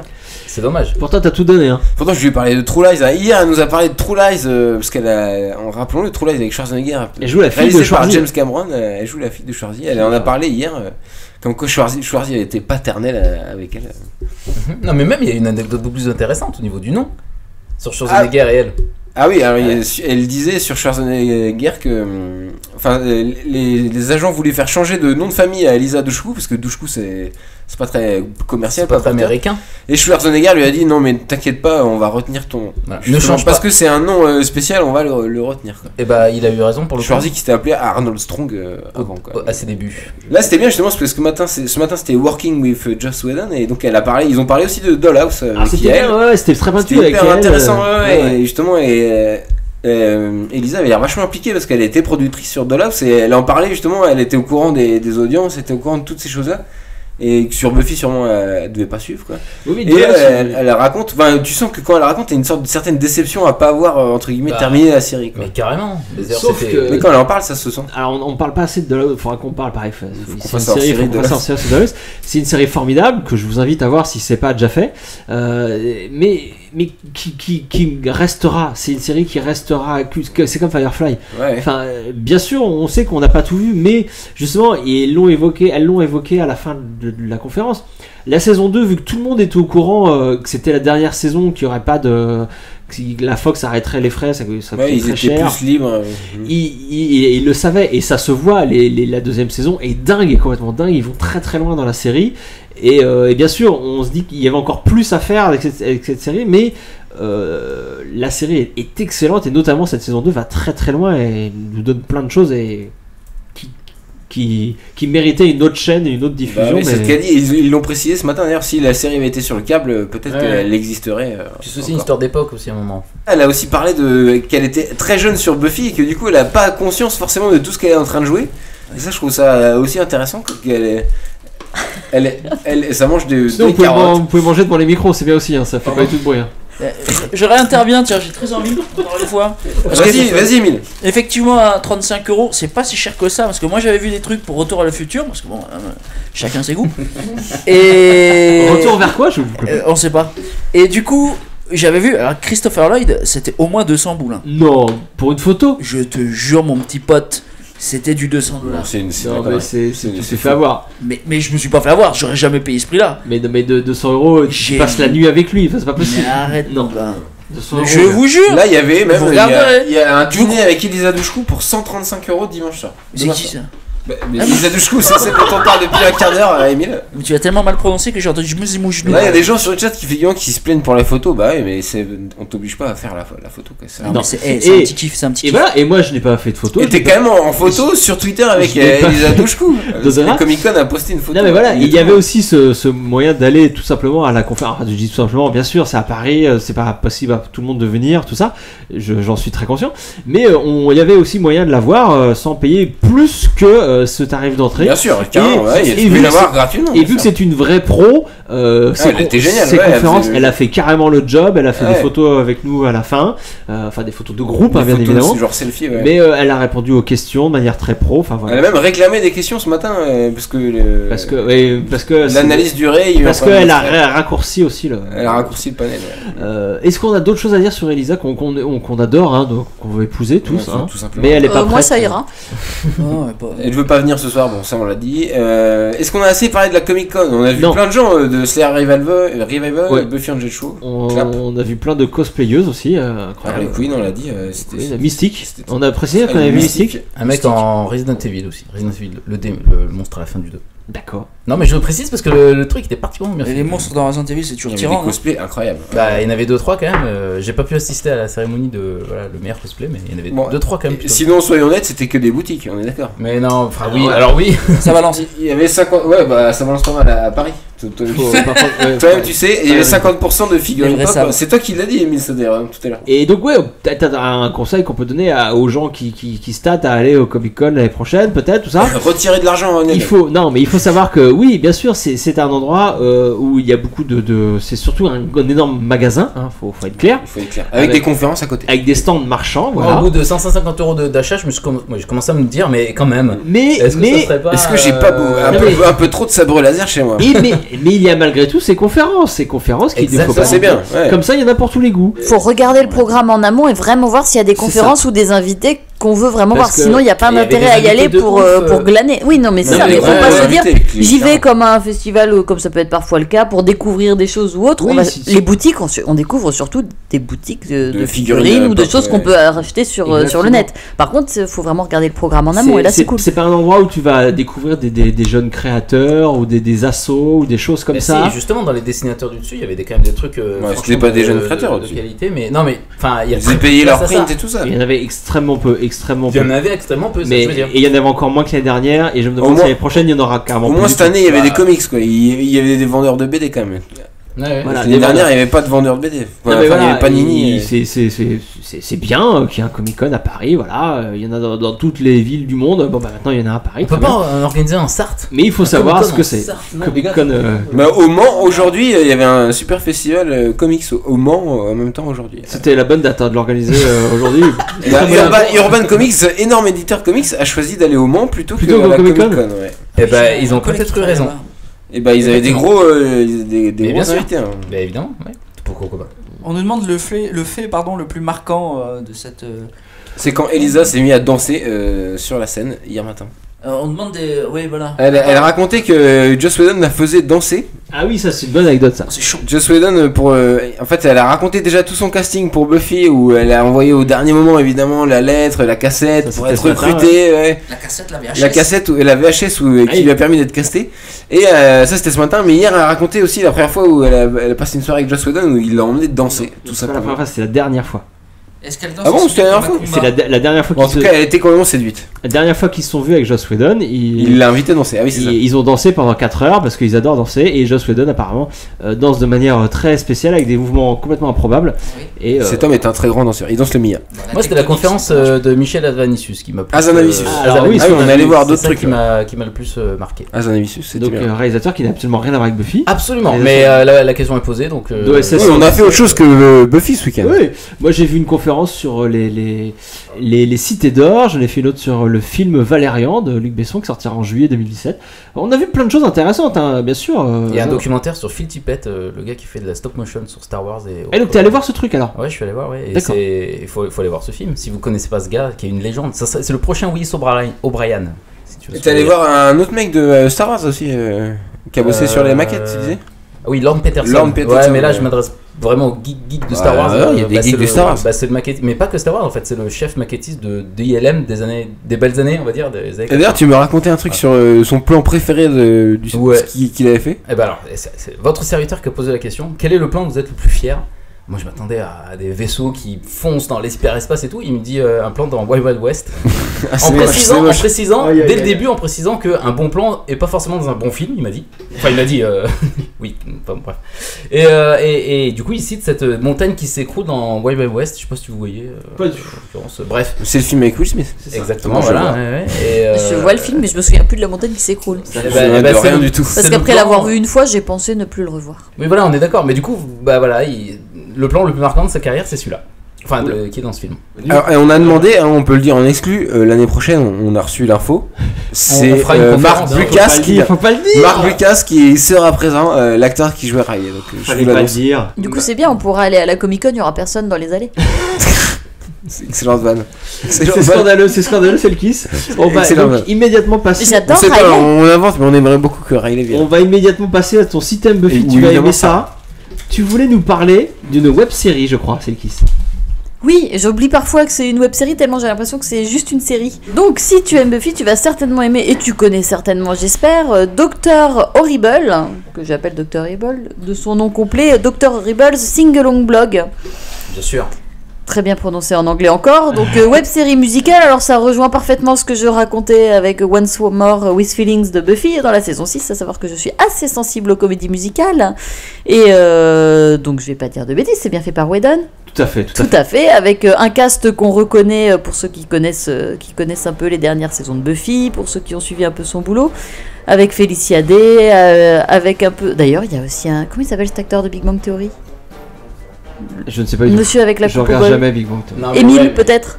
On n'a pas le nom. Excusez-moi, j'ai pas écouté parce que je lisais le chat. Spécialiste en Big Bang Theory. L'acteur qui joue Volovitz. Et il joue dans Serious Man. Ah oui, là c'est l'acteur qui fait Volovitz. Par contre, je connais pas. Je ne connais pas son nom. Qui fait Volovitz. Donc l'acteur de Volovitz. Oh, on est nul. Bref, Désolé, très chouette web série. J'ai pas très envie de la raconter dans le sens où faut la découvrir, mais où c'est un super vilain qui tient son blog désespéré parce qu'il a un petit peu du mal à être un super vilain. Donc le super vilain est interprété par, rappelez-moi son nom, Neil Patrick Harris. Neil Patrick Harris, tout à fait, qui est extraordinaire, avec un super gentil pour l'affronter dans la personne de Nathan Fillon qui est extraordinaire aussi. aussi. Caleb de Buffy, Malcolm Hammer. Que j'ai découvert dans Buffy moi d'ailleurs parce que j'étais pas très au fait de l'acteur et que j'ai trouvé il a fait un très court passage dans Buffy mais que je me suis dit tiens celui-là il joue pas comme les autres. Ouais. Puis Firefly aussi. Et où quand je parle de la passion pour Whedon de faire des romances, des couples et de faire des catastrophes avec, là je pense qu'on est parfaitement dedans dans la romance, la romance de fond.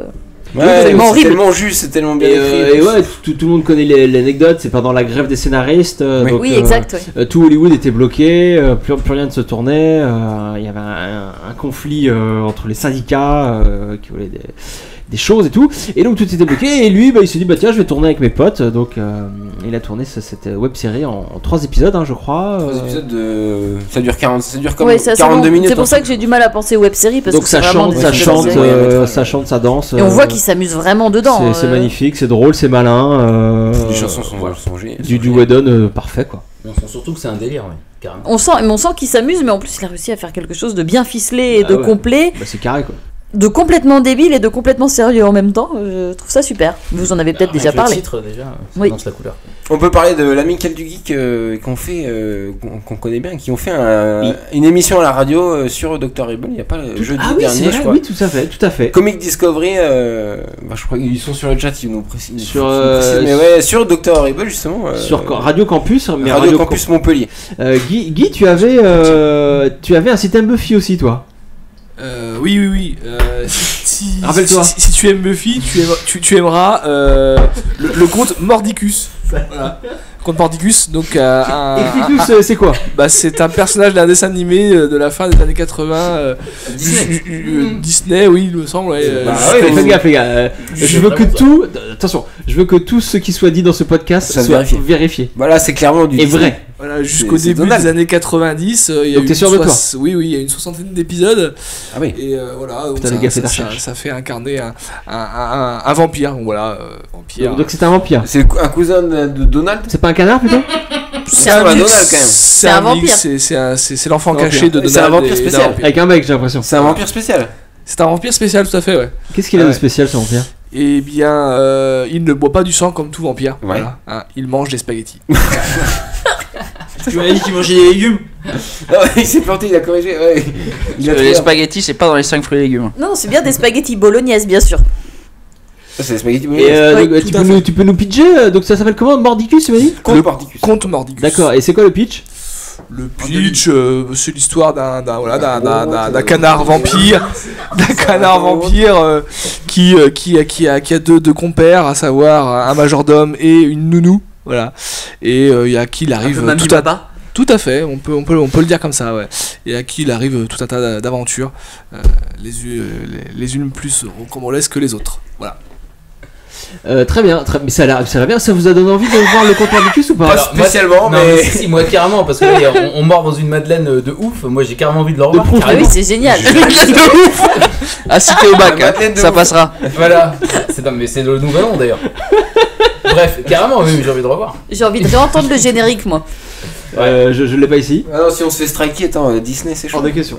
Tu le passes à l'envers. Mais vous êtes sûr que c'est Disney, les gars? Mais oui, t'as vu sa gueule? C'est Donald. C'est Donald. Non, c'est le conte Mordicus. Oui, mais c'est un cousin de Donald. Flagada Jones et tout ça, c'est dans la lignée quoi. Est-ce que ce serait pas le moment du système Buffy de Émile? Je vous mets un visuel. Ah oui. On le voit là, ça y est. Allez, on le voit, c'est parti. Moi, je suis parti plus sur quelque chose qui revient un petit peu sur ce que je vous disais tout à l'heure sur Jace là, parce que ici je vous ai choisi un jeu que vous connaissez probablement, vous savez aussi qu'il y a la saison 3 qui arrive. Walking Dead, de effectivement l'éditeur Telltales. Ça se joue sur quelle PC. console? PC. Mais sur Xbox, moi je l'ai fait sur Xbox. Ou sur la plateforme Steam. Vous voulez les avoir tout de suite, c'est PC. Et effectivement c'est intéressant puisqu'on suit un petit peu l'aventure d'un personnage qui est Clémentine, qui est une jeune fille, d'ailleurs même une petite fille au tout début de l'aventure dans l'univers Walking Walking Dead. Ça ne reprend absolument ni les comics ni la série. Hein. Ah, donc il n'y aura pas Daryl alors. Alors heureusement il y a pas les frères Dixon. Daryl fait une petite apparition. Non, c'est faux, c'est faux. Il suffit de payer 50 €. Faut payer 50 € en DLC, tu peux voir Daryl. Donc dans l'épisode 1 de la première saison, vous avez un petit peu quelques petites références, mais ça s'arrête là par rapport aux comics. Et c'est assez intéressant puisque effectivement, un peu comme Buffy, cette Clémentine, elle va être un petit peu coachée avant de voler de ses propres ailes, avec son propre gang que vous allez pouvoir justement un petit peu soit malmener, soit aimer, etc. Puisque c'est un jeu narratif, où vous allez pouvoir prendre des décisions pour les persos. Tout à fait, vous prenez des décisions, c'est ça, c'est pas un gameplay de fou, c'est juste effectivement une sorte de livre dont vous êtes le héros. Et là, dans très peu de temps, c'est pour ça que je tenais à en parler, il y a la saison 3 qui arrive, et on va encore commencer un nouvel arc avec ce personnage, Clémentine. Donc c'est un jeu vidéo qui fonctionne comme une série en fait, il y a plusieurs saisons. Exactement. Mais tout à fait. Et dans une saison, il y a plusieurs épisodes ou pas? Tout à fait. Oui. Tous les Telltales fonctionnent comme ça en fait, tu achètes toute la série, mais ils sortent au fur et à mesure, donc tu payes une fois, tu payes ton jeu, et après au fur et à mesure de la sortie des épisodes, tu peux y jouer au fur et à mesure de la sortie, ou tous d'un coup si tu l'achètes à la fin. Est-ce que les choix que tu fais dans l'épisode 1 ont des conséquences dans l'épisode 2? Alors, ça c'est le point faible des Telltales. Chaque joueur a une histoire différente. C'est à la fois, c'est vraiment très bien fait, mais il faut quand même se dire que c'est des choix uniquement de la façon dont tu vas raconter l'histoire. C'est-à-dire que l'histoire ne changera pas radicalement.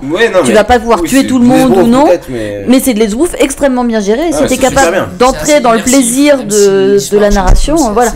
Tu choisis vraiment le ton. Je pense quand même qu'il y a effectivement là-dessus sur le côté un peu évolution du personnage et passage à l'âge adulte qui est intéressant. Et puis tu nous parlais des monstres qui sont au final complètement prétexte aux relations entre les personnages. Dead, en fait, c'est surtout ça. Plus le comics en fait que la série, déjà grand bien vous en fasse, et vous l'avez compris, dans le comics les zombies c'est pas le propos, en fait on s'en fout au bout d'un moment, ça amorce l'histoire, mais au final c'est les autres. Et là, oui, c'est les Walking Dead c'est les héros. Exact, oui, tout à fait. Oui, ils le disent dans le comics. Ouais, ils le disent, Donc bon, voilà. Eh ben excellent, ça nous a presque donné envie vilain. Ça a l'air très très cool. Et on va terminer avec Clément. Oui, bonsoir. Clément, tu as un système Buffy, tu vas aimer ça. Écoute, pour une fois j'en ai un. Et tu as même de la vidéo, je crois. Tout à fait. Parle-nous de ça s'appelle comment? C'est un film dont tu veux parler? Alors, c'est un film, un long métrage qui s'appelle Vampire en toute intimité. Un film néo-zélandais, j'ai pas le nom des réals, je suis désolé, j'ai oublié ma fiche. Mais la petite particularité du machin, c'est que c'est doublé, carrément pris en main par Nicolas et Bruno. Qui sont Nicolas et Bruno? Alors, Nicolas et Bruno, pour ceux qui connaissent, c'est ceux qui ont fait Message à caractère informatif, La personne aux deux personnes, et bref, donc ils sont spécialisés dans le détournement. Et donc là, en fait, comment dire, apparemment l'idée était de faire un peu comme Wayne's World, les nuls se sont appropriés la VF de Wayne's World et ils ont injecté leur propre identité dedans. Et bah là, le principe est le même, c'est-à-dire qu'on retrouve l'humour de Nicolas et Bruno dans cette comédie parfaitement d'ailleurs écrite et réalisée par donc les deux gars, les Néo-Zélandais dont j'ai oublié le nom, je suis désolé. Et les doubleurs donc sont les fameux Nicolas et Bruno qu'on ne présente plus maintenant, et Alexandre Astier. Donc c'est une sorte de documentaire sur des vampires colocataires. C'est un documentaire, voilà, c'est comme un espèce de... C'est arrivé près de chez vous, mais à base de vie quotidienne de vampires. Voilà, c'est pas toujours facile d'être un vampire. D'ailleurs, voilà, leur coloc est une espèce de Nosferatu dégueu. Bref, et on les suit. On suit leur quotidien, voilà, caméra à l'épaule. Voilà, ils se font un peu refouler en boîte, ou des fois ça marche, des fois ça marche pas. Bref, les difficultés d'être un vampire dans le mode quotidien. Et c'est très drôle. Je me suis pissé dessus à 2 reprises. Non mais sans déconner, c'est vraiment à voir. Et effectivement la VF là pour le coup, qui est tellement décriée d'habitude, là participe complètement à l'humour du truc, parce que c'est dans le même esprit que Nicolas et Bruno. C'est pas par hasard d'ailleurs qu'on leur a demandé de le faire. Mais du coup en VO c'est pas du tout le même humour. C'est différent. En fait, non, ils expliquent que quelque part il y a un écho à leur humour, mais c'est pas tout à fait les mêmes. Non, mais les images sont les mêmes, donc ils parlent quand même à partir d'images. Oui, bien sûr, mais il y a des. Par exemple, il y a un gars qui vient de la Cogip. Il y a un des. Ah ouais, d'accord. Oui, donc ils ont mis leur sauce. Ils ont le truc. Oui, bien sûr, les dialogues sont un peu différents. C'est un film. Non, mais à la base, c'est un film néo-zélandais. Mais est-ce que c'est une comédie aussi, le film néo-zélandais original? Il y a une comédie aussi. Alors justement, Nicolas et Bruno disent qu'ils auraient jamais pu faire l'adaptation parce que c'en est une. Si c'était pas retrouvé dans le matériel de base, quoi. Ils sont spécialisés justement de prendre des images donc d'images de Cogip, donc de films d'entreprise ou de films porno, et de les détourner. Oui, parce que notamment le dernier film qu'on a vu de 2, c'est À la recherche de l'ultrasex. Alors je sais pas si c'est sorti en DVD ou quoi que qu'est-ce, nous on l'avait vu en salle. C'est sorti que en salle. Il y a quelques mois. Pas en salle, mais en tournée spéciale. Et l'intérêt, surtout, c'était génial. Et ils avaient fait un collage de plein de scènes différentes de films porno, de vieux films porno des années 70-80. Et où ils avaient rajouté bien sûr leur propre voix. Les scènes de dialogue. Et donc là c'était du détournement, on est d'accord, c'était du détournement, c'était très drôle. C'est aussi ce qu'ils font avec le message à caractère informatif. Donc là ce que tu nous dis, c'est que ça ce n'est pas par contre du détournement. C'est vraiment de l'adaptation en fait. C'est une adaptation complète. Hein, d'accord. Voilà. Mais donc, même on est allé les chercher pour ça, c'est pas eux qui se sont fait plaisir. D'accord. Donc c'est vraiment d'accord. Donc moi je l'ai vu aussi ce film et je me demandais en fait en regardant le film, je me disais est-ce qu'ils ont détourné un film existant qui n'avait pas du tout ce propos-là ou est-ce qu'ils ont juste fait une VF améliorée quoi. Non, c'est un peu ça dans la mesure où ils ont une liberté de ton validée. Est-ce que tu peux nous redonner le nom du film, Clément? Le chat s'emballe. Tout à fait, c'est Vampire en toute intimité. Qu'il faut voir en VO-VF. C'est comme ça qu'il appelle. C'est pas VOST ou VO ou VF. Ça s'appelle une VO-VF. Il faut le voir comme ça. Il a été conçu, en tout cas par Nicolas Bruno, comme ça. Voilà. Après, vous pouvez toujours avoir la curiosité intellectuelle d'aller voir le film en VO original, mais c'est comme ça qu'il. C'est comme ça qu'il faut. Regarde, le gars à gauche, pardon. Alors du coup, on ne sait plus sur l'écran. Si c'est à gauche. C'est Alexandre Astier qui le double. Et du ressemble physiquement. Alors, je pense que c'est pour ça qu'ils ont eu l'idée. Et il te ressemble un petit peu aussi, Clément. Oui. T'as les cheveux plus longs.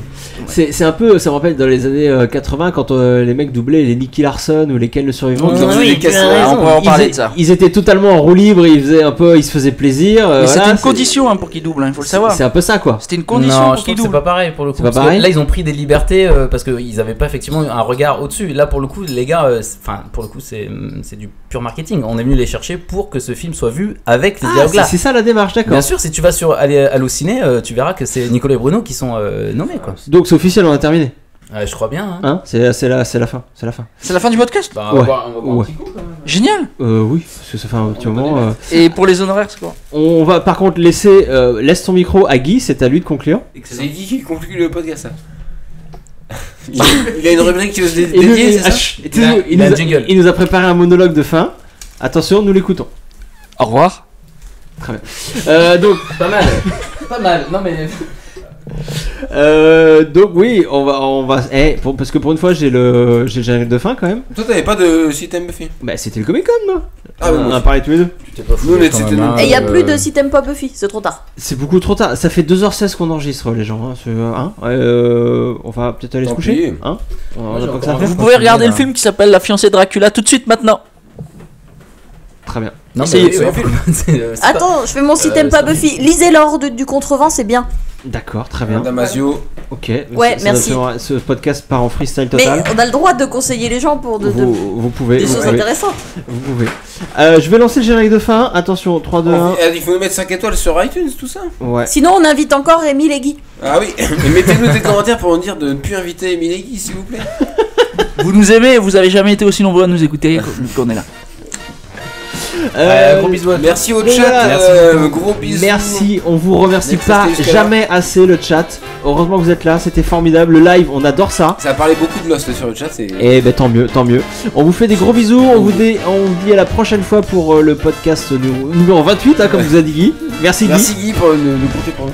Et je répéterai jamais assez, je suis innocent.